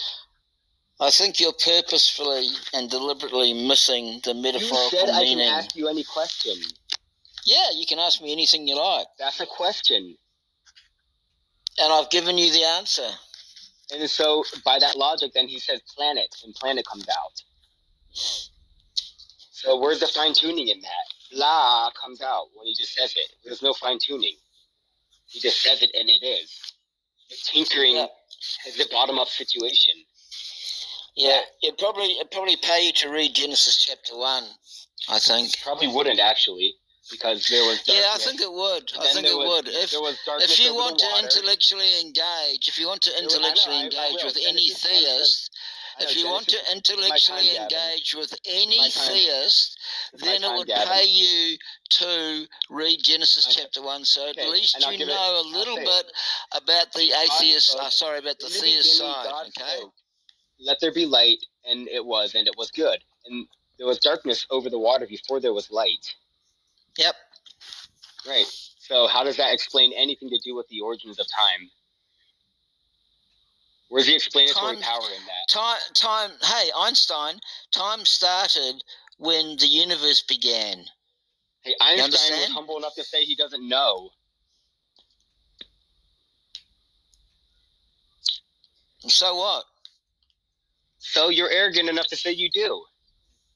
No, What I'm saying is that virtually every... You have to be quiet, Dominic. Please be quiet. Time, mouth closed, Gavin. ears open. Mouth my closed, time, ears Gavin. open. Yeah, This well, what you're it turned asking into? You're asking me a evolved. question, and I'm giving you the answer. If you're not going to allow me to answer, that's fine. I'll just be quiet. What do you want? Don't belittle me. Don't condescend me, because I'm not here to take that from you, man. I thought we were gonna have a legitimate conversation. I think you're kind of setting yourself up for being condescended upon. Maybe you're right. So, do you want an answer? Yeah, do you want an answer actually, or guys, not? let's not go with the meta. Let's just try to keep let's it on not. point. Let's revamp it. Let's get back on track, Gavin. Because I don't want to devolve. You know, you guys invited me up. We're having conversation, and I'm legitimately curious, actually, because I find the Bible vague when I ask how the origins are, and you say he Have you got a question? That isn't enough. Have you got a that question? isn't enough for me. Have you got a question? I have tons of questions. Okay, let's hear them. What is God made out of? He's a spirit entity. Did you not know that? What is a spirit entity made out of? Oh my goodness! You said it has the most explanatory power in the beginning when you opened it. You said God has the most explanatory power. So you can explain this. Are you gonna let me answer, or are you just gonna keep talking? Shall I answer? Okay. So God is a spirit entity that exists in the past, in the present, and in the future. He exists concurrently at the same time in the past, present, and the future. He's also eternal, which means he's always existed. He also exists. He also is immanent, which means in the world. But at the very same time, he's transcendent. So he's above the world at the same time. Yeah, everywhere at once. That's a description of God. Yeah, that's a description of the God of the Bible. He's in everywhere, right? Like everything he made, he's in. No, not everything he made, he's in. That's panpsychism. Okay, but he's everywhere at once. His spirit is, yeah. Does that mean he's in hell as well? Could be. Do souls come from heaven first, like from God? Do they initiate from heaven? No, Dominic, people are born with souls. Okay. So the souls are fabricated in nature from supernature. When God knits you together in your mother's womb, your soul is formed with you. Do you know when? Yeah, at conception, Dominic. So, damn, that is a lot of explanatory power. Does it say that in the Bible as well? Does it say when your soul is formed? Yeah. No, it doesn't say when your soul is formed, but it says God knows us when we are knitted together in our mother's womb. Right. So apparently, this worldview of yours has the most explanatory power. And then when I ask you like such things as what is a God made out of, it's not quite clear. It's just God is everywhere. God is this thing. I ask you what it was made out of. You could have said like photons or light, and that would have been explanatory power. But you went on to say what it is instead of what it is made up of. God isn't I asked you what it was made up of. And so that's why I think we talk past each other. It's like instead of actually addressing my exact question, it was like, no, God is this thing that's like this awesome, cool, powerful thing. And I'm like, no, but what is that thing made out of? And you're like, it's like everywhere and it's this thing. And it's like, dude, you say this has the most explanatory power and you're failing to meet that. Dominic. I'm listening. Say my name once. Okay, you're butchering this. The Bible does not say what God is made of, but we know from the Bible that God is a spiritual entity. Yeah, but if you claim that the thing has the most explanatory power, it should be able to explain all things. Dominic, listen carefully. You're losing the plot here. God has the most explanatory power for the universe and the fine-tuned edge that holds the universe together. Explain. Well, I mean, in the beginning, God created the heavens and the earth, right? Does that mean the now, sun when he, and the planet? Or the galaxy? Dominic, I think you're acting dumb on purpose. I don't know why. Not really. But in the beginning, God created the heavens and the earth. Now, here's the thing. This is something to be aware of. The word beginning is not like a single point in time. It's an extended block of time. And the Bible doesn't say how long the beginning was. Right? It doesn't say how long it was. Okay. Cool. Can I ask I'm still answering. No. You can ask me after I've finished explaining my answer to you. So the beginning was an extended block of time, but the Bible doesn't say how long that block of time was. Right. Like I said earlier, it could have been a few days, a few weeks, a few months, a few years. Could have been billions of years. We don't know. We don't know because the Bible doesn't tell us. Okay. So let me try to wrap my mind around this. So do you have a problem with nature being infinite, or the universe being infinite? The universe is not infinite. Well, I'm asking, do you find a problem in it? Oh, Dominic. I'm asking you legitimately because Science 101s. Let me just elaborate then real quick, please. So you seem to not have a problem with thinking that this thing that instantiated the universe is limitless and timeless and infinite. You have no problem thinking God is infinite, but for some reason, what he instantiates, you think, oh, that can't be for some reason because of, what is that reason? Because, Dominic, if you took a course in Science 101, you would learn that the universe is not infinite. But you couldn't possibly know that. Oh my goodness. Just Google. Just Google, is the universe infinite? Google it right now. Google wouldn't know. That'll give you your answer. Google wouldn't know. It's a computer made by humans, man. Oh my God. Yeah, I know. Oh, you're God. The thing is, we don't know. You really are not good at this. The universe is not infinite. It has a finite lifespan. This is well known by science. Okay, well known by science. It's not, in fact. That's why Einstein was humble enough to say he doesn't know. And wow, you are not up with science, are you? Okay, so you know. Do you really think? Do you really believe that the universe is infinite? Do you really believe that? I have no reason to not believe it. Wow. Oh wow. Yeah. You don't read much, do you? God is infinite. You don't read much, do you? Hang on, Gavin. You don't read much. Can I say one thing? It is just as wow as you believing that God is infinite. All right, I've got a question for you. Question for you, well boy. So, well boy, tell me, how does abiogenesis happen? Explain that to me. Abiogenesis? Yeah. Okay, so atoms have properties of bonding through the electrons and protons, and they make up molecules. And when polarized in the right directions, you get these long chains eventually over time, because atoms want to bond. There's an attraction there. They want to equal out their energy if they have a high amount of energy. And a lot of the way to do that is by chemical bonding.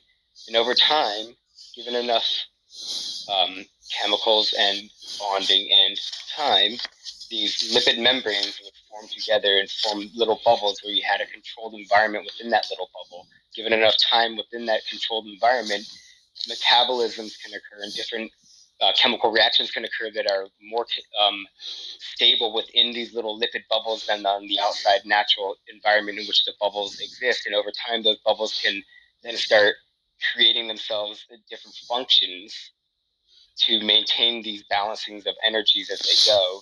Because, like I said, these atoms and molecules, they want to stay as stable as they can through time. For some, we can say that's God if you want, but at either rate, chemical bonding is probably the culprit.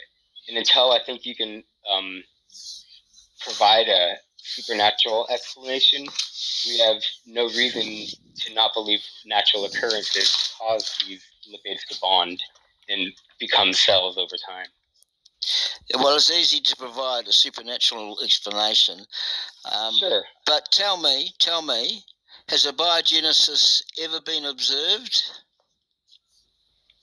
We studied. I think it was in the 50s. There was a study where they ran electricity or energy through a soup with enzymes and different molecules, and they came together. And it didn't, form a life cell, but we did prove that with energy given into these molecules, that it would initiate these reactions to occur where they bond and form different elements of. So the only thing to come out of that experiment in 1952.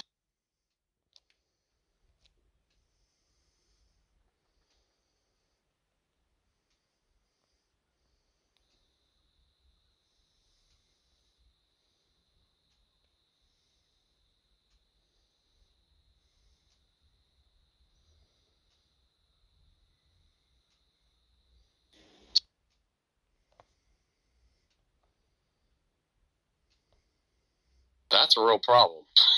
Okay. So I said, that one's going to keep you up all night, bud. But let's just say we're both secularists. We're both natural.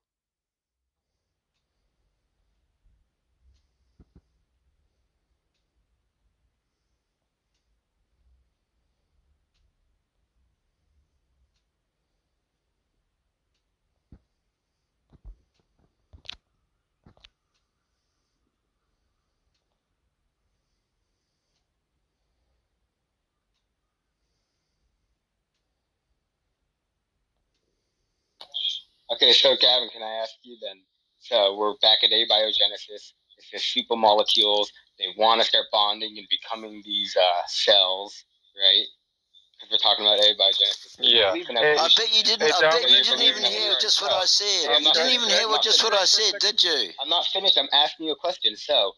Yeah. What did I just say? What did I just say? What did I just say? You said there's papers, studies about the supernatural being involved, so I'm asking you about that. Hundreds of peer-reviewed papers. And I'm hundreds of peer-reviewed. Yeah, Gavin, I'm sorry. Can I just interrupt for a second? I hope I'm not interrupting in a sense, but he asked you about abiogenesis, and it just seemed like a quiz. I don't know if you take the position because you wanted to bring up abiogenesis back, Dominic. Are you taking the position that abiogenesis somehow proves that maybe a God does not exist? Because otherwise, who cares if you know about what abiogenesis is? John, right? Would you agree? John, Gavin brought up abiogenesis. He did. Yeah. So my question is, do you think it's relevant to creation, God asked me about existing, or do you think it's not? I would ask, how does the supernatural start that chain of events? What's the mechanism there? I'm just asking if you have a position that abiogenesis happened. No, not whether it happens, whether it's evidence in a sense that a supernatural God does not exist, I guess. No, like I said earlier, because I finished, I said I don't see any reason why nature isn't the culprit. Until you can tell me how supernature did the abiogenesis, why should I assume it's supernature if you can't explain it? And now Gavin said in the beginning, this belief has the most explanatory power. And so if he can't explain how a God would initiate abiogenesis, then it doesn't have explanatory power. And we're in the same boat. How did it happen? Good question. Well, Dominic, you're not explaining your positions either, and I don't want you to think that, there's 3 Christians here and only you, and we're all trying to gang up on you. That's not what I'm trying to do. But you're not really explaining your positions. Like, for example, earlier, Gavin asked you about the universe, and you believe that it's infinite. And he asked why. And you said, well, because I don't have a reason to believe that it is not. Well, this would be similar. to me saying, well, God is real, and someone asking me, well, why? Well, I don't have any reason to believe that he is not real. Well, that's not an explanation. So you're asking Gavin questions. Hold on, let me finish.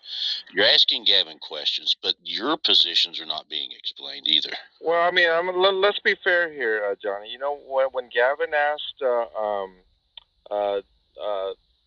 Dominic, do you know what a biogenesis is? I mean, that's almost like just a trivial question. It's like a quiz, in other words. I didn't really see a purpose in Gavin asking, because is Gavin saying that a biogenesis cannot be the case because God created a different way? Is he? I mean, it doesn't. Or does Dominic hold a position that a biogenesis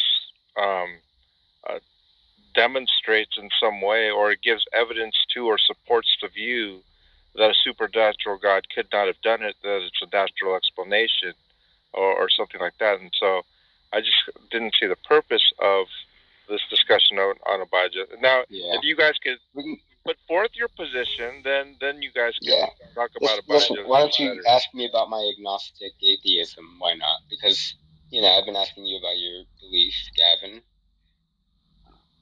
You want to? You want to ask me, buddy? Like, it would be fair to ask Gavin, do you have a position in a biogenesis and how it relates to the existence or non-existence of God? Yeah, so Dominic, you explained the mechanism of a biogenesis, and yet you've conceded that a biogenesis has never been observed, either in the laboratory or out in the field, correct?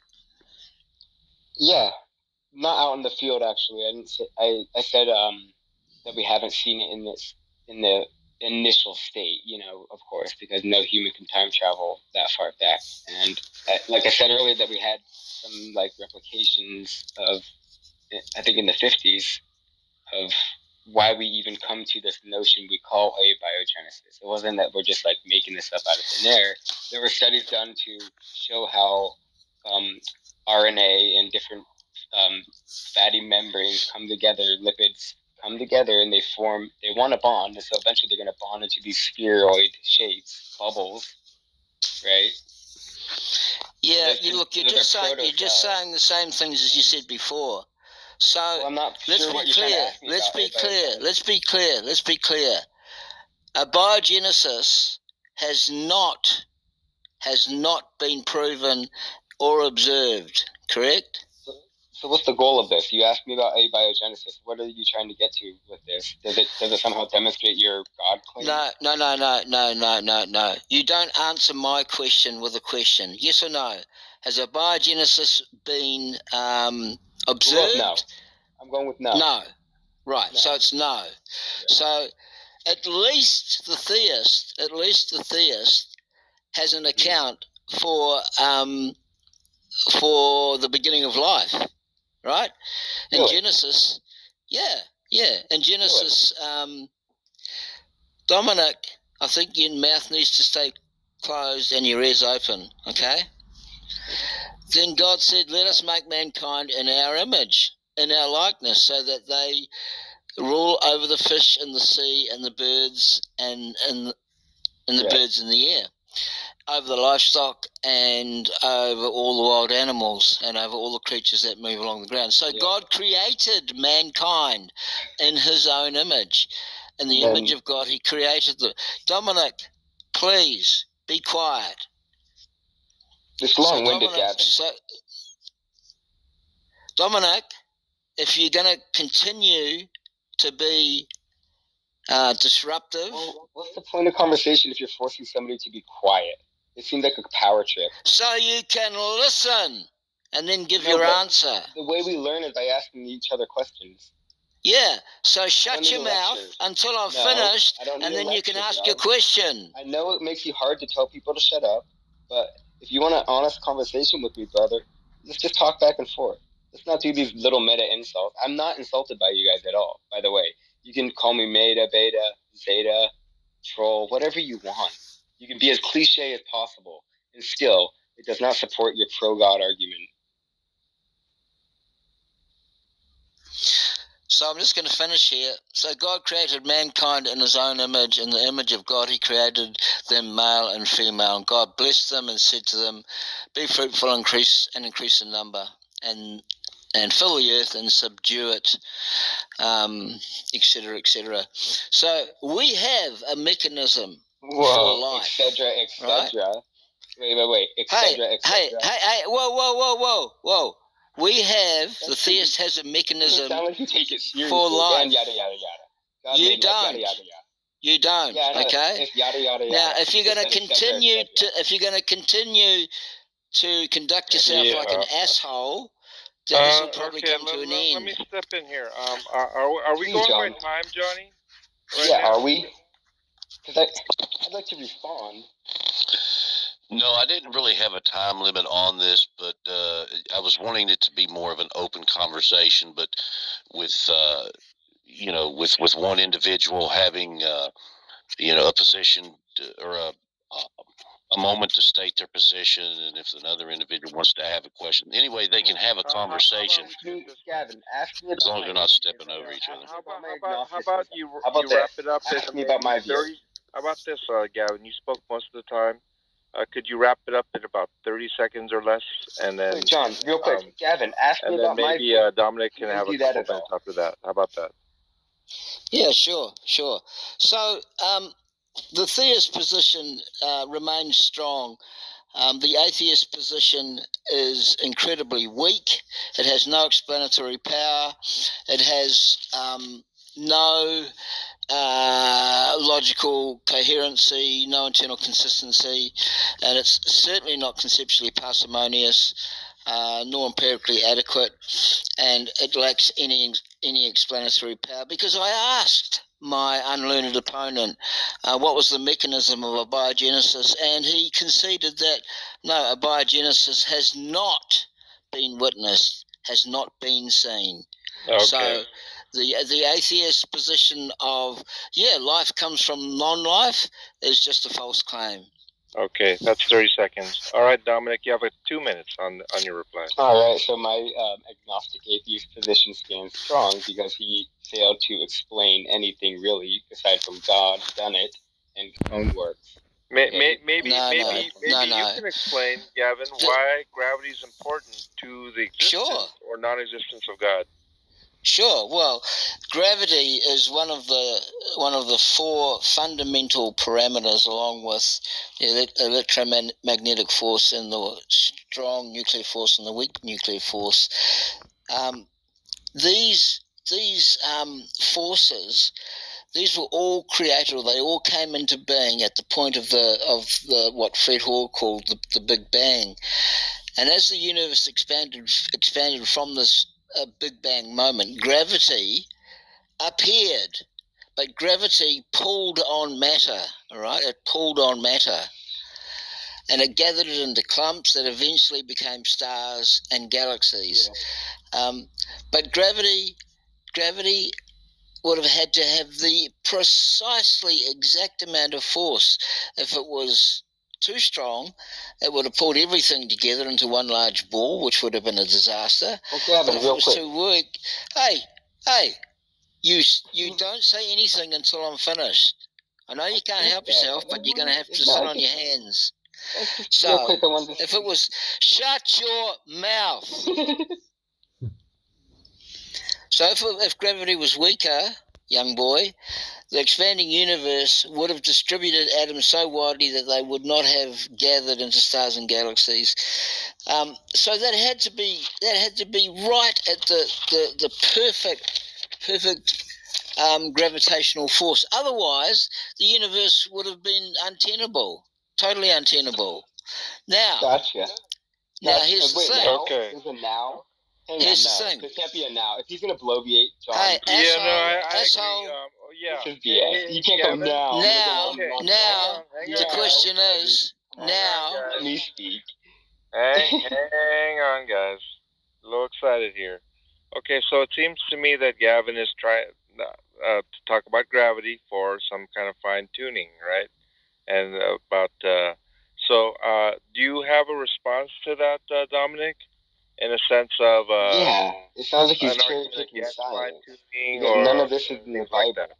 Go ahead. Where in the Bible does it talk about quantum physics, Gavin? None of this is in the Bible. You're cherry picking science, and you know it. You're like, okay, let's follow the Big Bang and all this jazz, But where in the Bible does it say that? Because you initially said this belief of mine has the most explanatory power, and now you're explaining things that scientists discovered sans Bible. So you're cherry picking.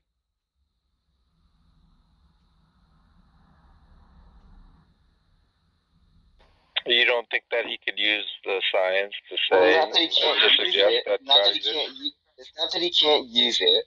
It's like I don't need a lecture on gravity. It's like just tie it to your God already. You can go on and on all you want, but just be like, okay, God made gravity, and then I'll ask how, and then we'll be in the same position again. Now, when his position is that God exists, I guess you guys are bringing up various things.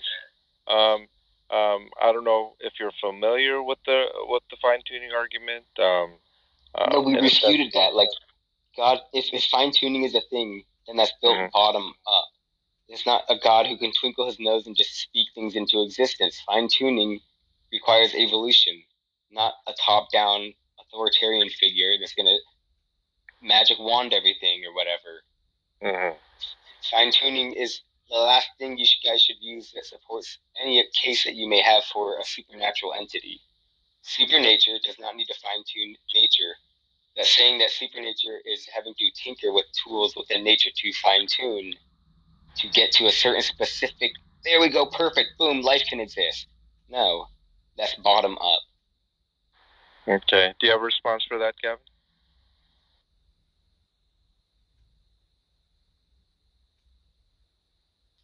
And I'm not even a scientist. It's just you can see this in nature. You can insert this top-down figure. Okay, let's go with that. So we have all this bottom up that Gavin's talking about. Big Bang, the origins of life through abiogenesis, all these things he's conceding to, which were discovered by different, quote, scientists, right, over time, but they're also just people who are curious like you and I. So we make all these discoveries, right? And we're going to go with the Bible that says, like, God made it all on 7 days and then rested on one of those days. Mouth closed, ears open. Mouth closed, ears open. Okay? Spicy, baby. Okay. So, number one, atheist. You got 2 minutes, Gavin. Okay, so, question, how do you contend with 1, 2, 3, 4, 5, 7 universities around the world putting out hundreds of peer-reviewed papers affirming the supernatural? Wait, say that again? I could not follow that. Yes, you can. You're just trying to stall for time. No. So I'll repeat it again. But I know your atheist tricks. You're just stalling for time. No, so I'll say it again. How do you contend with 1, 2, 3, 4, 5, 6? 1, 2, 3, 4, 5, 6. Yes, 6 universities around the world publishing hundreds of peer-reviewed papers, all affirming the supernatural as a fact. Okay, how do I contend with that, you're asking? That's the question. How do I contend with a bunch of humans in universities pondering as we do and then making these, quote, papers to say they know the origins of time? Get off your high horse, Gavin. None of that applies. I don't care what these people think. Stop being an asshole. Stop being an asshole. You're the asshole. You are the number one asshole. Yeah, come on, guys. Come on. What an asshole. You started with the word asshole. What a low character asshole you are. I thought you didn't like to punch down, Gavin. Well, I'm kind of having to because you've got nothing. But you said it wasn't cool. It's not cool. Then why are you doing it? It's totally not cool. You're devolving this into because I asked you a question. I asked you a question, and you gave me the best of my knowledge. I don't care about what people think. That's like saying Hume once said. I don't care what Hume said. So you can't contend with physicists, experts in the field No, that they would have write had a Nobel peer-reviewed Peace Prize papers already. affirming the supernatural. Gotcha. You're a They would have dumbass. won they would have won. Okay, All it wasn't right. an insult, but So they would have won peace prizes. So- Hang on, John. Can you mute him for me, John? Yeah, How would you hang on. Let me ask you a question. Gavin, do you think that peer-reviewed papers support They to do, be Jack. prove, demonstrate as evidence to the existence Supernatural. Yeah, they're affirming. Dominic, shut your mouth. 9. All of these, shut your mouth. They're all affirming the supernatural. So anyway, tell me how you contend with this, Dominic. Hang on, Gavin. Let me ask you a question, Dominic. Do you think that science can prove the existence of the supernatural? Do I think that science can prove the existence of the supernatural? Sure, but I don't think it has, because there would have been a peace prize for that. But if we had the right mechanisms, I don't see why not. Like, humans are curious, and science is a branch of humans obtaining knowledge. Now, Gavin is saying that, there's all these peer-reviewed papers, and what is that paper going to do? What is that pertaining to? I've asked Gavin before, how do we even study the supernatural? And then all he says is, there's papers. Papers doesn't tell me how we study the supernatural. Yeah, that was actually an interesting response. Me personally, well, I'm going to leave myself out of it. Now, Gavin, he actually acknowledges that science can demonstrate the existence of the supernatural. Now, for you, Gavin, do you think that if it is the case that these papers that you're referring to demonstrate the supernatural, let's say, how does that translate to God? Well, God doesn't. He doesn't. We can't see him, right? Because he is a supernatural, spiritual entity. But because these researchers in these universities, Arizona, Virginia, Nevada, Edinburgh, Amsterdam, London University in Sweden, because they've established that there is a supernatural realm or plane or world, whatever you want to call it, that is outside of what is natural, because that actually exists as a fact, that is where God is. So that goes a long way towards supporting my argument for the existence of God. But talking about fine-tuning, tell me what you think about this. This is a very short sentence from a Nobel Prize laureate in physics, Steven Weinberg, who unfortunately passed away last year. But he says the following. This is to do with fine-tuning. He says, how surprising it is that the laws of nature and the initial conditions of the universe should allow for the existence of beings who could observe it. Life as we know it would be impossible. Impossible. Dominic, if any one of these physical quantities, you can wait till I'm finished, okay? You asked me what I think of it. I thought you were. I'm sorry. Why are you such an asshole? Can you not just let me finish? I thought you were. Look, Gavin, I'm not trying to insult you, buddy. I think you are. Sorry if you think that. I am genuinely sorry if you think that. Let me finish the last sentence, okay? Life as we know it would be impossible. Now, this is from an atheist physicist who won a Nobel Prize. Life as we know it would be impossible if any one of the physical parameters for the universe had been slightly different in its values in any way. That's how fine-tuned this universe is. Sure. And that happened bottom up, and so, but that doesn't say anything, right? That's just saying like, there's 100 in the metaphysical aspect. That is what I understand Johnny is trying to say. He's tired of proving and disproving and making conversation like it's an argument. Like, we can be talking about it. Like, for me, let me say it this way. You can say there is no God, or there is God or not. It's all the same in a sense that there is no way. I'm willing to challenge the idea. There's a difference. You what do you mean? I mean, I don't have to work from a presupposition that there is no God to challenge the idea of a God. Yes, but you are saying that I think you read a lot of theist argument about the existence of God, and you are not satisfied. That is what probably I would guess. Right.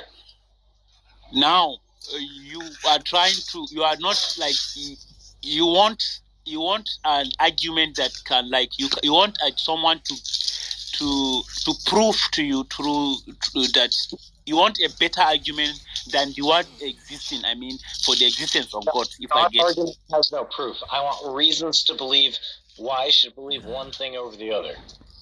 Yes, I mean the ones you read and the ones you come across, they did not satisfy your curiosity. Well, not just my curiosity, but the curiosity of like multiple forms of logic, reason, things like that. Well, if I will admit that what you are looking for cannot be proven with logic, it can only come down to belief. What can you say? Well, to be fair, like that's not a satisfactory answer because, like you're saying, what you want to believe needs to be like free of belief. That's nonsense. Yes, I mean, at the end of the day, it only will come down to belief. Some other people will try to prove. I could also say at the end of the day, like the only thing that was logic. Like other people, how nonsensical. I mean, other people will try to give you logical reason for everything for you to get satisfaction. But I will tell you, at the end of the day, you will have another logical reason not to believe. So I will say that you always come back to believe. You would say that, but I would also say that like every time that your belief is infallible, you will always come back to logic. No, I don't believe logic can have anything to do with belief. The believers have no relation with logic, because if you will follow logic, you will disbelieve. Believe me, if you will follow logic, you will not believe in God. So there is no point. So what you're ultimately saying is you don't care about logic. I don't care about logic, actually. Well, then, no offense, but like you're really not a benefit to this conversation. That is what I'm saying. Any theist who try to use logic for you to prove existence of God is just wasting his time, because logic cannot explain God. Hold on there, Mansa. Hi, I'm Chris. Hi. Can I say something about that? I'm a little curious why you would even try to discuss it with anyone. Why you think it's worth having a conversation about the logic about believing in God when you don't think there is any reason to use logic to get there? Yes, the atheists are obsessed with God. Even though they don't believe in God, they are obsessed with the idea of God. They always want to engage with the idea. No, it's only some of us. That's not true. I mean, you are here to listen to existence. I will like challenge you to spend like a year or two without getting to this, like live your life without being interacting with those who believe in God. But you cannot, because consciously you cannot live with the fact that God doesn't exist and you're fine. You cannot. I challenge you to do it. What? Yes, you cannot live with the fact that God exists and you don't believe He exists. You cannot live with it and live the rest of your life without trying to think otherwise. Bro, that just makes no sense at all. I'm alive and I don't believe in a God. If there is a God, here I am living without believing in a God who exists, and I'm doing fine. I mean, there are other discussions you should engage with, but you will find yourself always engaging with people who believe in God, because consciously, because they're everywhere. No. There are a lot of communities that don't discuss anything about God. They just talk about the world, the challenges. You will find a lot of communities, but you will find that doesn't follow from what you just said. You just said that atheists can't help it. They have to talk about God. They're so interested in God. That's just blatantly a lie. That is false. I'm challenging you to do this like for a year or a month. If you can't, I'm challenging you. Let me say not all atheists, but you specifically. I challenge you not to do it. You cannot, because you're. I'm sorry. You challenge me not to do what? Like not to get involved, since you don't believe in God. Don't get involved. Try to avoid discussion that involve God, because you believe internally you don't actually believe there is no God. I challenge you, if you believe, try to avoid. Why do you get to speak in my place? Why do you get to say what I actually think, as if you're in my head more than I am? Because I find it very funny that atheists are obsessed with discussion about God. Okay, genius. So you're in rooms where people like to talk about God, and you think because you find people who like to talk about God but don't believe in them, or they say they don't believe in them, they must actually believe in them just because they like to talk about it. You know what? Let me tell you why I like to talk about it. Let me explain it to you. Okay. Why I like to talk about it is because you people are killing people all over the planet. Mostly in Africa right now, where you're killing... Hey, let me speak. Hold on. Let me land my plane. Let me land my plane. Come on, man. Come on, man. Wish I was in there. You trying to have a discussion? You are making some statements that are so offensive. Let me back it up. Let me back it up. Let him speak. No, guys, you don't like logic, because you don't like reason, because you don't like looking at the evidence and seeing where it leads. You don't care about the truth. You are calling me a killer, and I'm still here trying to discuss with you in a logical way. I mean, I did not even treat you in any part of your life, but you already call religious people killers. While I can give you hundreds of situations whereby people that are irreligious are killing each other. Right now, I think Russia, they don't believe in God, but they are fighting with the Ukrainian and stuff. So you mean religion is the cause of killing? I can tell you that there are other causes of killing that are not religious. So you don't use this argument for killing for the religion, please. Man, so are you a killer? I mean, if I'm a killer, I will not be here. Why would I be? Why would I even discuss No, you know what? Like Chris and Mick. I mean, like, you know, like I'm personally like I'm a former religious person myself, but I became an atheist myself. But I think I understand Mance's point of view, and like the thing is that like Mance, I'm an atheist myself, but like I do understand your point of view. Like there are a lot of them. Like they pretty much not everybody who says pretty they much are like Christian they enjoy just challenging religious people and like just like making fun of like passerbyers who are just like just being religious and just trying to be good people, and like they're just fucking assholes. It's kind of like, dude, like you just get off your fucking high horse.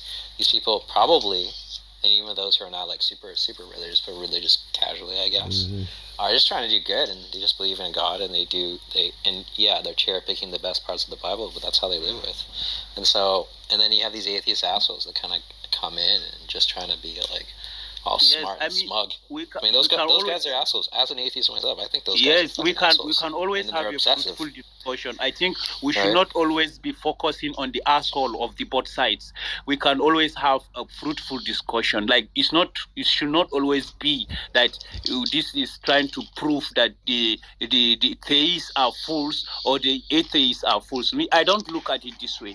I think you have the right to be curious, to be proven with logic. But I'm saying that religious people can never prove, if you are using logic as a tool, religious people can never prove the existence of God. Like, I have to admit that there is no way I can prove God. I just have to experience and attribute what I experience to God, but there is no way I can explain it. I think this is so far the confession by all the theists. Yeah, but the challenge for, like, let me pass. I'm a Muslim first now. I follow an imam, and he tried to make this understanding. I want to paste his statement that things about spiritual stuff. This is why I asked Nick about magic. These things about metaphysical stuff. They are not logical, but we can observe them happening, and we can just be freeze to where can I attribute this. There is certain metaphysical aspect that is happening. how can I attribute it? The only way I can attribute something to it is to call God and keep quiet, because some of the things are still unexplainable. Science cannot explain everything. I don't know if anyone will claim that logic can explain everything. I don't know, but contradiction exists even in the logic community. It's not that all of the logicians they are 100% logic. And a person who proves with logic, his own logic can be challenged, and someone can found a fault within his logic. So I don't think arguing to prove something that cannot be proven even by those who believe. Like, I believe only God, but I cannot prove it. Like, to one who wants logic. So I don't get how we can RFI anything.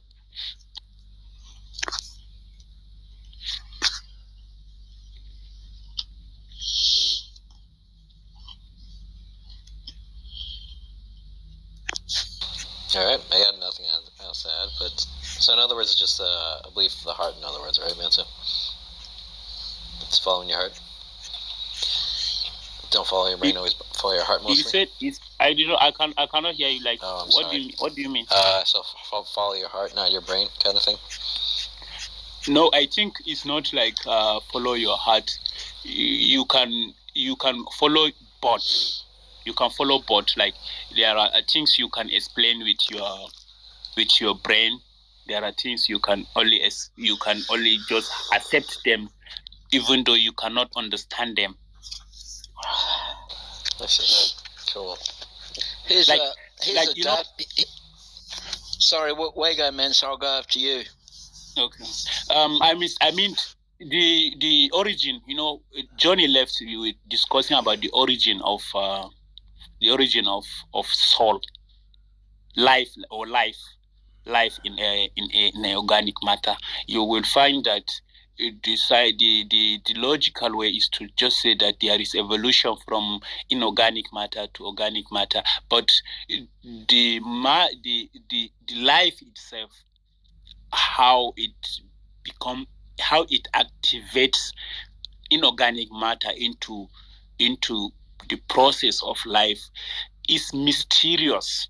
Like, just is for scientists, just soft. You have to believe that it's a surface explanation to just do away with the mystery of how life will generate within an inorganic matter into organic matter, and to start the process of life is a mystery.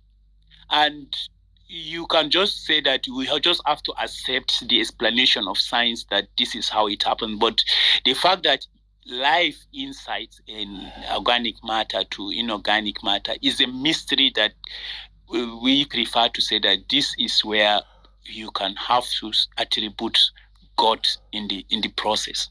You cannot just say that this is a normal evolutionary step that just happened without believing that the origin is just there through the evolutionary.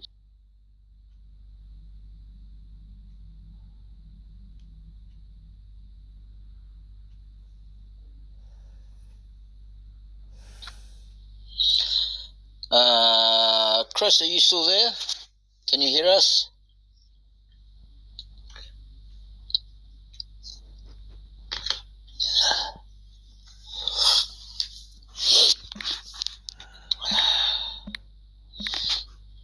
Okay. So I was just going to make a comment on, I think it was Chris was talking about religion is killing people. There's a fairly large volume of work put out called the Encyclopedia of Wars, and it's written by two atheist or secular authors, Charles Phillips and Alan Axelrod.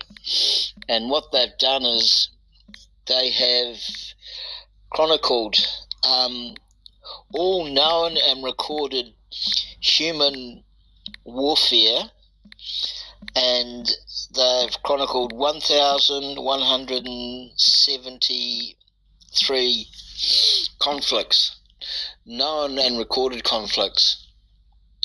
And surprisingly, when it came to religion, of all of the history of human conflict, religion only accounts for 6.98% of a reason for there being human conflict. Only 6.98%. By miles, the major reason for human conflict has been for territory, for imperialism, to gain more territory, and to expand empires, this kind of thing. So religion is it's just under 7% of the reason for all human conflict. So it's very, very small.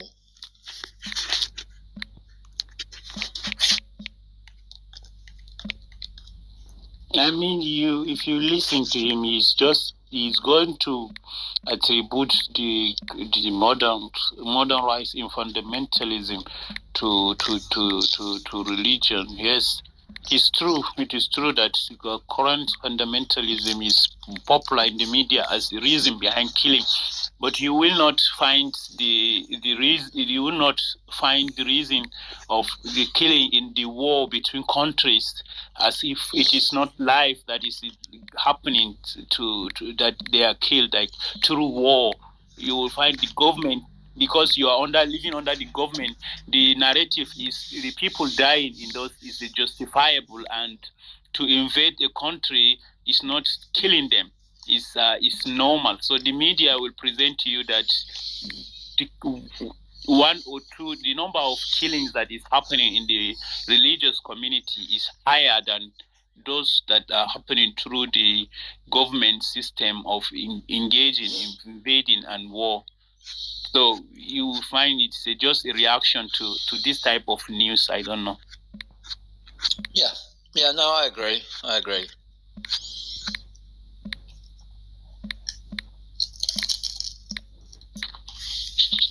So for me, Nick, like John said, I think you have to reach certain age to realize that all this come back between atheists and theists is just for the sake of discussion, not for the sake of reaching truth. I only believe that God exists, but I don't believe God can be proven. And most of the atheists are asking if we should prove the existence of God. And for me, I don't believe that God. I can see that some religious people, they have read so well, they have read through logic and philosophy and stuff, and they engage trying to prove. But I don't think at the end of the day, anyone can arrive at anything meaningful. Most of the time, you find that you all live without, because the point of discussion is actually different. If you believe in God, you will believe that there is this non-physical entities influencing life, like the Bible or the Quran that I believe in. We believe is a revelation by angel. So our way of looking at things is stuff coming up from the non-physical to physical, and the non-physical is conscious of the physical. So you can interact with non-physical stuff in a conscious way. Like you will find people talking to angels. Now, in a physical sense, you will only look at them talking to themselves because they are alone. Physical eye cannot see them, but we believe that at the same time, we are coming from that people can speak to angels, and angels cannot be seen with the physical eye. So to try to defend this option, like if someone who believes in logic is looking at a person who is speaking alone, he will say this is crazy. He is speaking to himself. While a person who believes that there are angels, he will say that no, he is speaking non-physical spirits, and he's not crazy. So for someone who believes logic, he will just this conflict can never go away. So there is no point in discussing. It's just a belief. Yeah, I know, but it's good. It's good. Hold on, just give me a sec here. I mean, the verse you pinned. I really screenshot it because it really reflects one of a scholar in Islam. He tried to explain it exactly the way this Bible said it. So I find that it's impressive that it is making almost the same statement, even though I don't know if he is referencing this verse, but he never mentioned the verse. But I find the statement almost the same thing. Sure. I gotcha. So, I mean, I agree with you, Mansa. I mean, I'm a Christian and you're a Muslim, but we're still the same color on the inside. We're still the same color. The color of our blood is still the same, and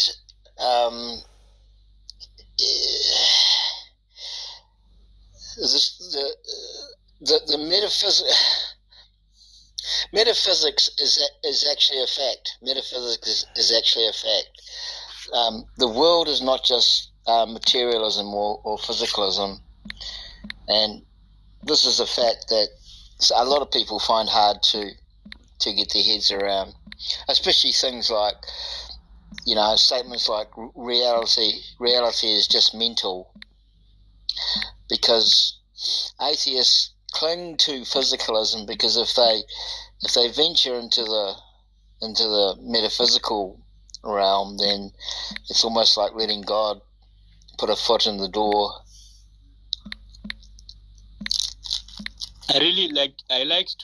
That's why I call about the magicians. Like, people who don't believe in God may go and watch magician show, and like last month I would say there is this book that I have. Is more of trying to say that he's trying to talk about magic, and the author speak about magic, and I find that the cosmology he described is really what the religion is talking about in a metaphysical sense. Like, these people are operating from the same metaphysical system. Like, they are tapping from this wall of spirit, even though their own wall of tapping is tapping from the evil part, because we believe that the devil exists also in the metaphysical part of the world. And like, the religious people are interacting with the angels, which are the good spirits.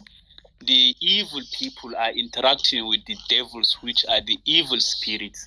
So this book of and we also believe that we are praying for protection from evil spirits, and we are calling the angels, which are the good spirit, to protect us from the evil spirits. And I believe these angels and evil spirits, they are interacting with each other in that spiritual world through our prayers by protection, and through the magicians and evil people trying to inflict harm upon whoever they want to harm with through this evil contact. So the book of magic, I find magic to be evil, but I'm trying to understand how they look at the metaphysical world, and I look at it that they look at it almost the same thing.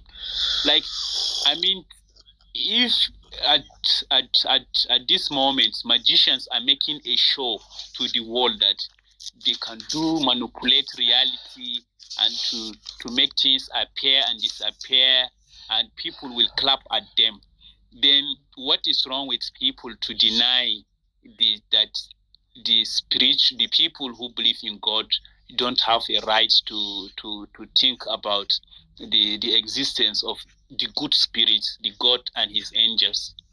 I mean, how does that make? I will always ask an atheist to explain to me what is magic, because I believe he is observing magic, because it is not easy for religious people to perform miracles. Even though we talk about miracles a lot, it is not easy to perform miracle. But for the community of magicians, they find it easy to manipulate reality and to perform the magic tricks.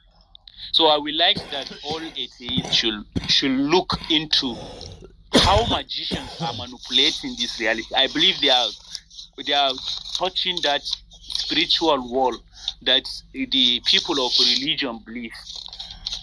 And until you are coming from a spiritual if you understand spiritual aspect of reality, then you will come and understand how the religious people who believe in God are thinking. Our way of thinking is coming from a spiritual world, and atheists are coming from logical and physical observation. So it's a very different world of view. So if you are atheist, you should I believe magicians cannot preach for you to believe in God, and they don't preach that you should go and fight.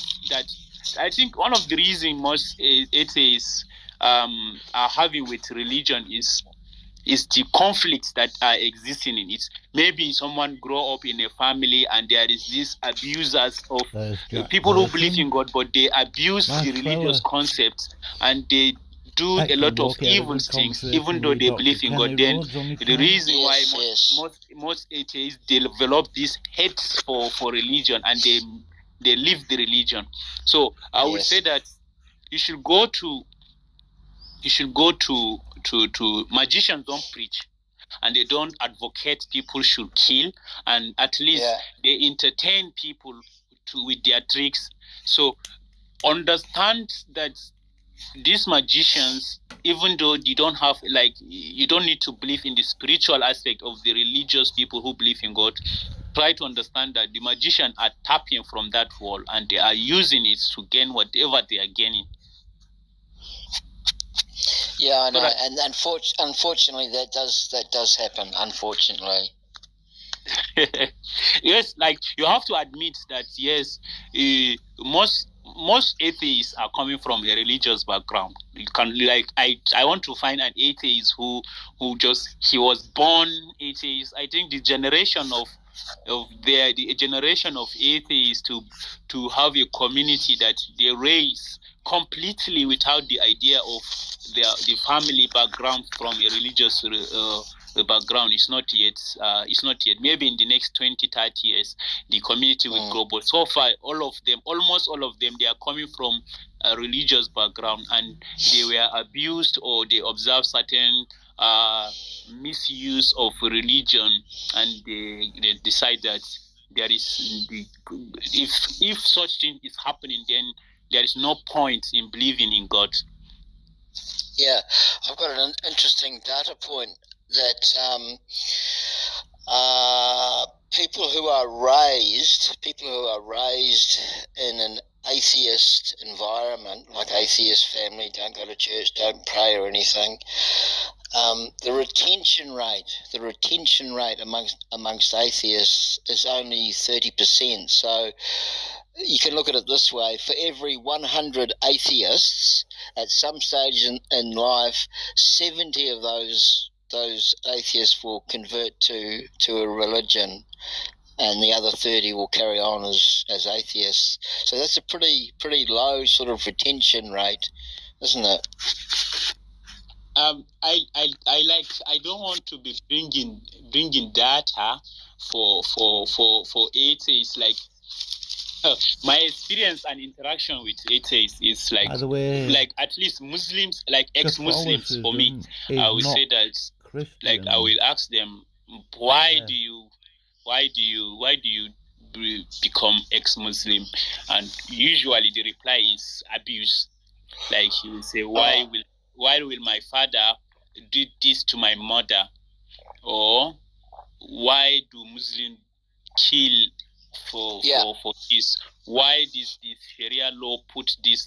So these are reasons that can push anyone to disbelief, but they are not. I want to just emphasize that, of course, the activities of Muslims or the religious people may disgust you, but religion is a spiritual I think religion is more of a spiritual thing. It's not a physical thing. And to deny spirituality and its effect on reality, you are just deceiving yourself, because spirituality exists, and a lot of things can only be explained if you look at it, or you can be satisfied with the explanation if you look at it from the spiritual aspect. Yep. Like, you can say the origin of life. Yes, it can come from the biological process, but the rise up of man, even in the evolution, that's a line that separates this evolution from man from Homo sapiens to the others, or from intelligent man to non-intelligent man. That line there is a mystery. It's not a straightforward. It's not a straightforward event. That line, yes, we understand that there are human-like creatures at certain point before the coming up of man, but that line is a mystery. How man become conscious, intelligence to organize himself is a very big mystery. The evolution, because most of the theories, they don't believe in God, they will try to make it like it is a straight line event. But if you're conscious, you will have to look at it. The rise up of a man to become intelligent is a mystery. Yes. Likewise, the fact that a lot of observation can only be explained in a mysterious form. Like, how will Earth be so far the only planet with living things? It is only the planet Earth in the whole, so far the observation that we have a living.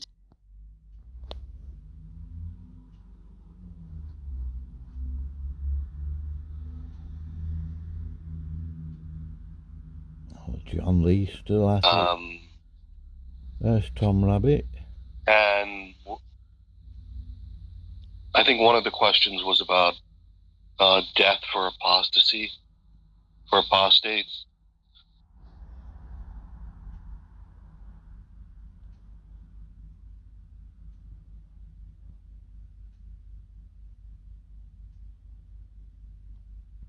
Or politics or whatnot.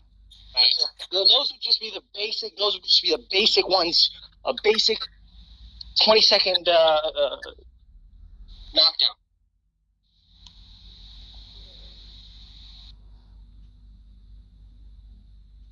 Shah, you wanted to respond? No, I see no point responding. Thank you so much.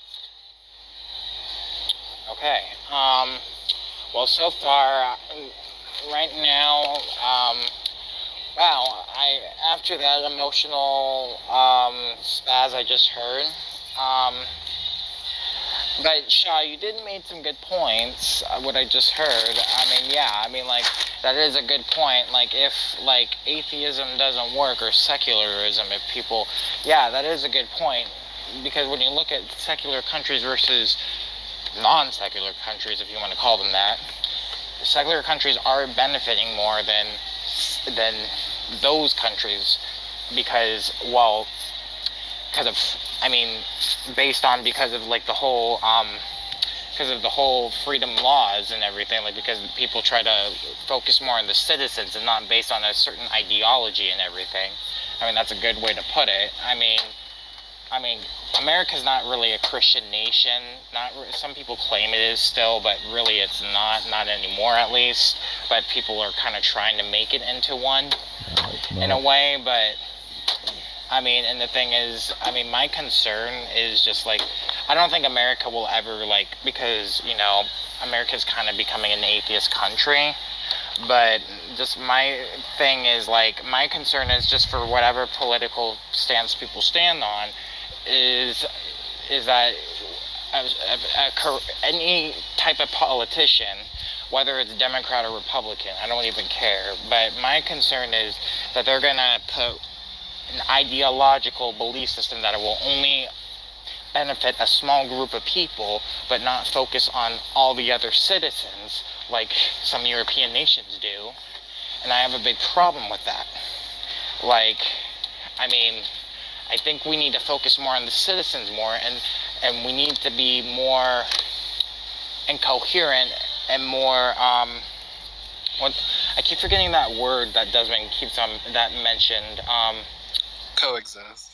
Yeah, coexist. Like, we need to be in a society to coexist in.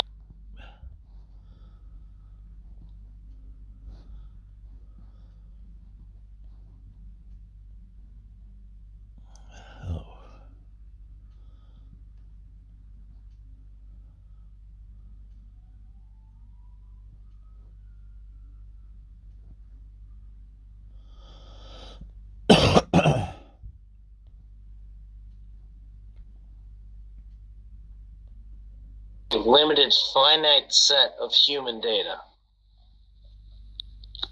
Which argument? Like, specify the argument. Like, I made a lot of mixed statements. Well, look, I don't know. It need not be a question that needs an answer. It really doesn't need an answer. We all know that you're a finite being that's using finite intellect to grasp the infinite, as if. Mick, are you talking about life somewhere else in the universe? I'm talking about signals. Signals. That's how we understand things beyond us. Right. So that's why I made the point that SETI's been going for 38 years and hasn't received any kind of signal whatsoever. It's not a point. Come on, hold on. You've got to stop that. No. There's no argument there. We've been looking. Stop. Let me say this. It's not long. It's real short. Look, we've been looking for 30 years. The universe has existed for 13.7 billion years, and you're upset because in 30 years we couldn't find them? Who's this Chris? He sounds familiar. You see, for me, in 38 years, just let me finish, Mensa. Let me finish this. SETI's got this vast network of radio telescopes, and they've been sending out signals for 38 years, 24/7, and nothing has come back to SETI. At the tortoise pace, at the speed of light. That's a tortoise pace in the universe, bro. Now, I'll just put you down into the audience because he sounds like you're not helpful. So, how am I not helpful? What I'm saying is true. So, yeah, that's no, you're not saying. No, what you're saying is not true. Okay, address it then. According to a 2000, shut your mouth. So, yeah, that's how it works with fakers. 2021. Go on, how it works with assholes like you. So no, I'm an asshole because I want answers, because I want you to actually be reasonable. Yeah? Yeah, well, if you just be quiet and let me finish, okay? The chances of life somewhere else in this universe are not zero. It's not impossible. But there was a 2021 study done by Oxford University, and they concluded that the chances of life, let alone intelligible life, being located somewhere in this universe are astonishingly rare. Being located, that's precisely what I'm referring to. The chances of actually being able to contact each other, let alone visit each other, are beyond astronomical. They're incredibly bad odds. Aliens may be out there a long distance away, a long time distance away, and we could never know about it. Maybe we will, maybe we won't, but you can't deny the possibility. You just admitted the possibility, and it's more of a possibility because we have examples of how life can work on a planet. We don't have an example of how this ethereal, non-physical being that's infinite and omniscient and all this other stuff, we have no examples of that, just this idea. Are you a physicalist? So why do you need to label me? Can't you just address what I just said? Are you a physicalist? Are you a physicalist? Do you think what I just said applies to physicalism? Could I respond to you? Yeah. Chris? You sound like a physicalist. You go for it. If there are other intelligent life, other life forms, presumably intelligent, yet we can't contact them, we can't communicate with them. Isn't that what you were saying? Who are you addressing, me or him? Well, whoever was talking about the fact that we're not able to communicate with them, we're not able to... Yeah, he had said that. Detect them. Well, what I said was that... If that's the case, if we can't communicate with them and we can't detect them, then fundamentally they do not exist in our consciousness. That's just okay. They don't exist in our consciousness. Okay, thanks for adding that little caveat. But that's not relevant. I mean, it's not relevant to whether they actually exist. Isn't that the subject of the room? And if they don't exist in my consciousness, they don't exist to me. I can postulate all you'd like about their possible existence. No, that's silly. Okay, are you aware of the germs on your skin right now? Are you aware of every single bacteria in your stomach right now? Or do you just kind of take it that they probably exist due to, the science? Analogy. I am quite sure that my subconscious is well aware of them, that my skin is aware of them as an organ. Are you telling me that your consciousness is aware of what your subconsciousness is aware of? Yes, it can be. Can be. But at this point, I would refer to the biblical verse that's pinned to this room. In particular, the very last phrase out of the King James Bible. Oh, yeah. Go on, lad. Neither can he know them because they are not spiritually discerned. Neither can he know them because they are spiritually discerned. Yeah, that's silly. As if, I don't have a spirit because I don't believe? What are we talking about? If you don't believe in the Spirit of God, you cannot discern the Spirit of God. Okay, so let's look at that. Let's look at that carefully. So you're talking about somebody who doesn't yet believe and you're trying to convert them. How in the world can you do that if because they don't believe, they can't spiritually discern God? What are you talking about? Absolutely correct what you just said. For they are foolishness unto him. Got to perform my pastoral. For they are foolishness unto him. There's a good... And then I would go to the... Oh, sorry, go ahead. Yeah, I was just going to say there's a good bit of pericope that says that perfectly in 1 Corinthians. Paul writes, for the message of the cross is foolishness to those who are perishing, but to us, theists, who are being saved. Okay, so it says so what? But we're being saved. We're being saved. It says so what? Don't interrupt the brother. Let him finish what he's saying. So it's very short. It says, for the message of the cross is foolishness to those who are perishing, but to us who are being saved, we are being saved. We're not saved yet, but we're going to be. It is the power of God. And that is the problem. That is the problem. You have a physicalist worldview, right? No, that's not the problem. I was a Christian. I was a hardcore Christian. And then all of a sudden I started actually reading stuff, like the Bible. Okay? I actually... Why do you get to interrupt me? Why do you get to interrupt me?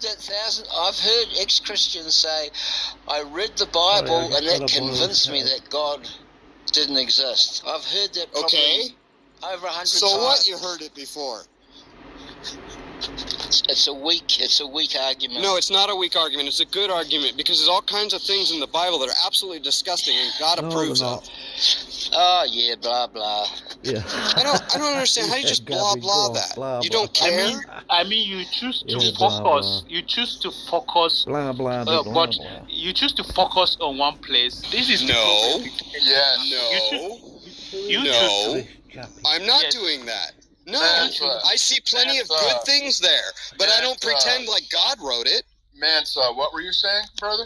I mean, this is the problem with ex-religious people. They choose to focus and they forget the other parts. Like, they don't want to discuss. He said he know the good parts, but he choose to mention the bad part. And we talk about, like, there is you can explain things, you can understand things.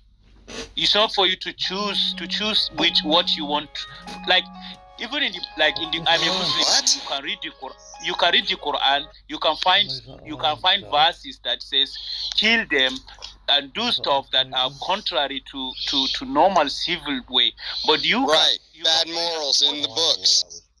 You said bad morals in your books. Very bad morals.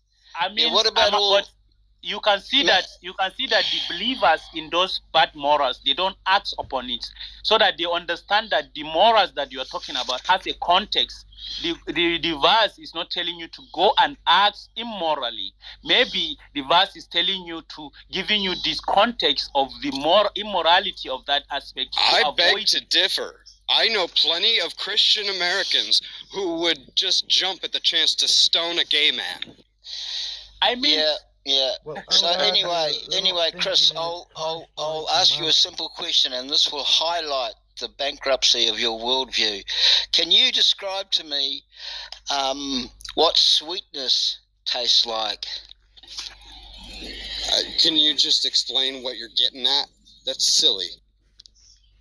Well, you've got a materialistic or a physicalist worldview, right? You don't have a metaphysicalist worldview. I didn't say that. You said that. So, can you explain to me can you describe to me the taste of sweetness? No better than you can describe to me what God looks like. There you go. Bankrupt worldview. No, not a bankrupt worldview at all. You see, I know that those things exist. There isn't any evidence for your God. No evidence whatsoever. All that physicalism can do, right, is measure things in quantities. It is physical when I taste that. When I taste something, it is physical. You are trying to use something physical to make a non-physical example. You fail. So, if you can taste sweetness, you describe it to me. There you go. I don't need to. The point is, it's a physical sensation. It is a physical sensation. It doesn't matter if I can describe it. You're trying to use it to justify your belief. You're trying to use it to justify your belief. So I got a point. Right. I just want to finish off here. Physicalism is totally a bankrupt worldview. Totally. And Mick, you better read up on this for this Friday. Well, sorry, I'm finished. The Quran says it does not matter if you warn them or you do not warn them; they will not believe.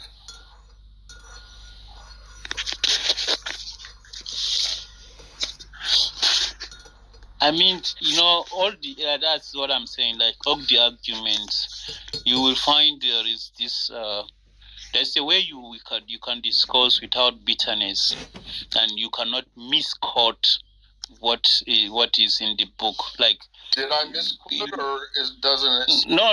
I mean, not you. I mean, generally, like he will say that there has some passages in the Quran or in the Bible that encourage immorality. I mean, you have the option. You have the options to say that if I go to like a church, I find the priest or the preacher is preaching to acts on immorality, like honestly, Gavin, like good luck on beating me on physicalism. Like I've heard your arguments, like they're basically decrepit. Hey Mick, you can't come into the room and just butt into a conversation that's already happening. That's very rude.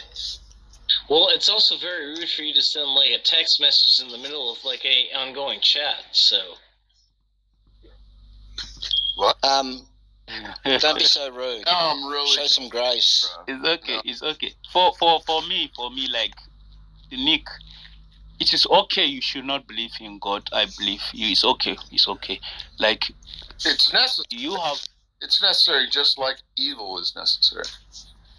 I mean, you like life will be boring if there is no one challenging your beliefs. To be honest, most atheists they don't know what they are doing. They are making the religious people to hold on to their belief even stronger, because you can see that there are questions you need to ask. You are asked, and you go and research, and you get even more stronger in your belief. And at the same time, the atheists are just they don't want to make like you prove that God doesn't exist to anyone? Like atheists, can you say that God doesn't exist and this is how you should understand that God doesn't exist? Like, but I think the better way to think about it is, does God exist for you? Yes. I mean, say that where you is whoever you happen to be addressing. I want to say that I have a view of the atheist approach to non-existence of God. I'm trying to understand it. I just didn't accept it. But I believe the atheists, they don't have my own view of the existence of God. And like I have two ways of looking at things. I like to come to the approach the atheists are presenting. Like they present logic and probably science. And like a lot of us right now, we understand science, and some of us are even scientists. But you like it. Yes, you can say it. You can say it, I like it, but I asked, do you like it? It was interrogative. Not. Do you like what? Yeah. Do I like it? It wasn't exclamatory. It was interrogative. Do you like it? Do you like what? Do I like what? Do you like the interjection on your beliefs? No, say it again. I cannot. Are you asking him if he likes being challenged on his beliefs? Yes, of course. Yeah, that's what he's just been saying. I know. Well, like, I'm only reflecting it to assert his beliefs. Yeah, but you've got to admit it. You've got to admit Mensa's doing pretty well, because English is not his first language. No, I don't have to admit that at all. My only, like, admittance is, like, working for his... I would admit that, because I'm a charitable kind of guy, Mac. So am I. But, like, you and I have different goals. So why would you attribute that to me? Sounds like you've been on the drink, I think. Damn, I am really confused. I have no idea what y'all are. Well, I would say it sounds like you've been on, like, the unnecessary double, like, charitism. So...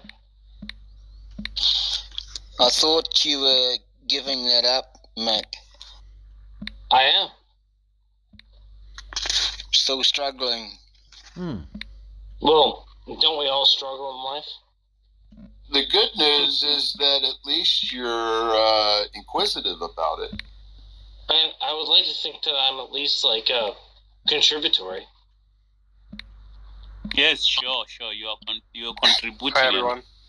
How are you doing, and what's the conversation? Hey, Simon. Assalamu alaikum, brother. Wa alaikum salam. Tamam, eshtayaba. Where are you from, Mansa? I'm a Nigerian. Nigerian. Do you speak Yoruba? No, I'm a northern Nigerian, so it's Hausa. Hausa. So you're from You're from northeastern. Exactly. Nigeria. So do you know any of these Boko Haram fellows? I mean, I just went back from. I was in an IDP, or me and my parents were in a displaced community. So, but we returned back to our community recently. Oh, great! It's very Afro. It's very Afro-Americana. Do you feel safe back in your home? Yes. Yes, we are not complaining, though the things are coming down. This is for sure. The insurgency has come down, and there are still some challenges, but I believe it will go away with time. The complete going away. Yeah. Did you ask your question because you care? What? I was talking to Gavin. Yes, I have never left any part of the northeast Nigeria that the insurgency is happening. I was there throughout the insurgency time up to now. I had a lot of friends in the Nigerian military when I was on my missionary, doing missionary work, and I met some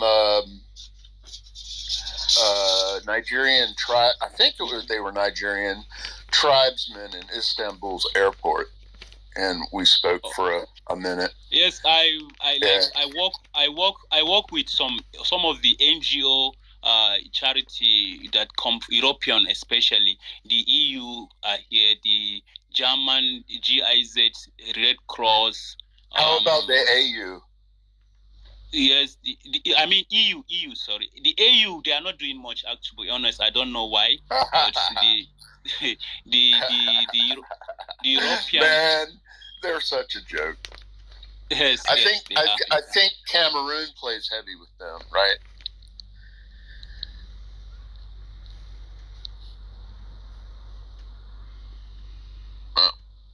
I wish to go to Africa again. I've only been to Egypt, which was awesome because of the hash, man. Came from Sudan. It's great. Talk about consciousness. Oh, that was the other room I was in. Robert, can you hear me, yes, Robert?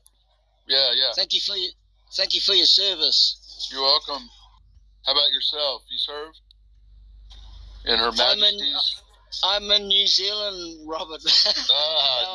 Our army is tiny. How about your Navy? I think we've only got 2 ships. You need more. That's all we got.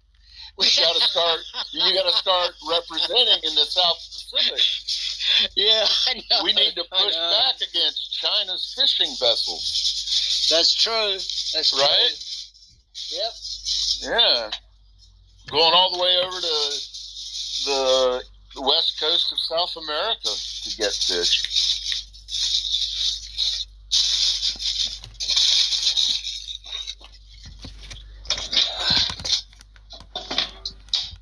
So yeah, I went to the army. I was stationed in Germany when the Berlin Wall fell down.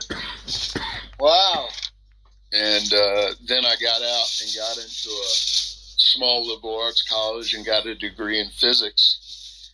And then we got into computers and spent many years designing software.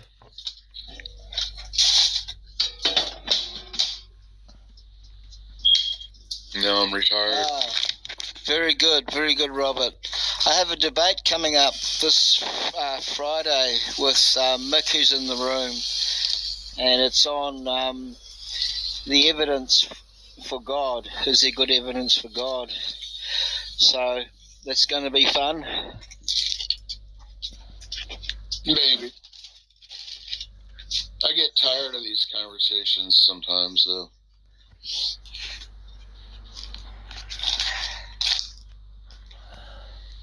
It seems to me the proof for the existence of God is pretty straightforward.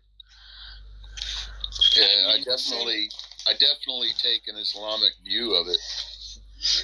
Yeah. I mean, it is. I prefer that the people who believe in God should be making it the burden of responsibility for the atheist to prove. Because it is tiring. It is tiring to be going back and forth with the confession that reason and logic and physical sensation cannot be applied to the existence of God, and it is all they have. They don't have anything more than reason, physical sensations, and logic. So if they don't have something like above it, and the religious people don't believe that these tools alone can explain God, I don't think it is for them to use those tools they have to prove that he doesn't exist. And with those facts, they have a lot of questions they just dismiss. Like, what is before the Big Bang? Is it one theory that do we know exactly what is before the Big Bang? What is the origin of life? What exactly happened to the race to differentiate man from other creatures? Why man is different from any other animals? And why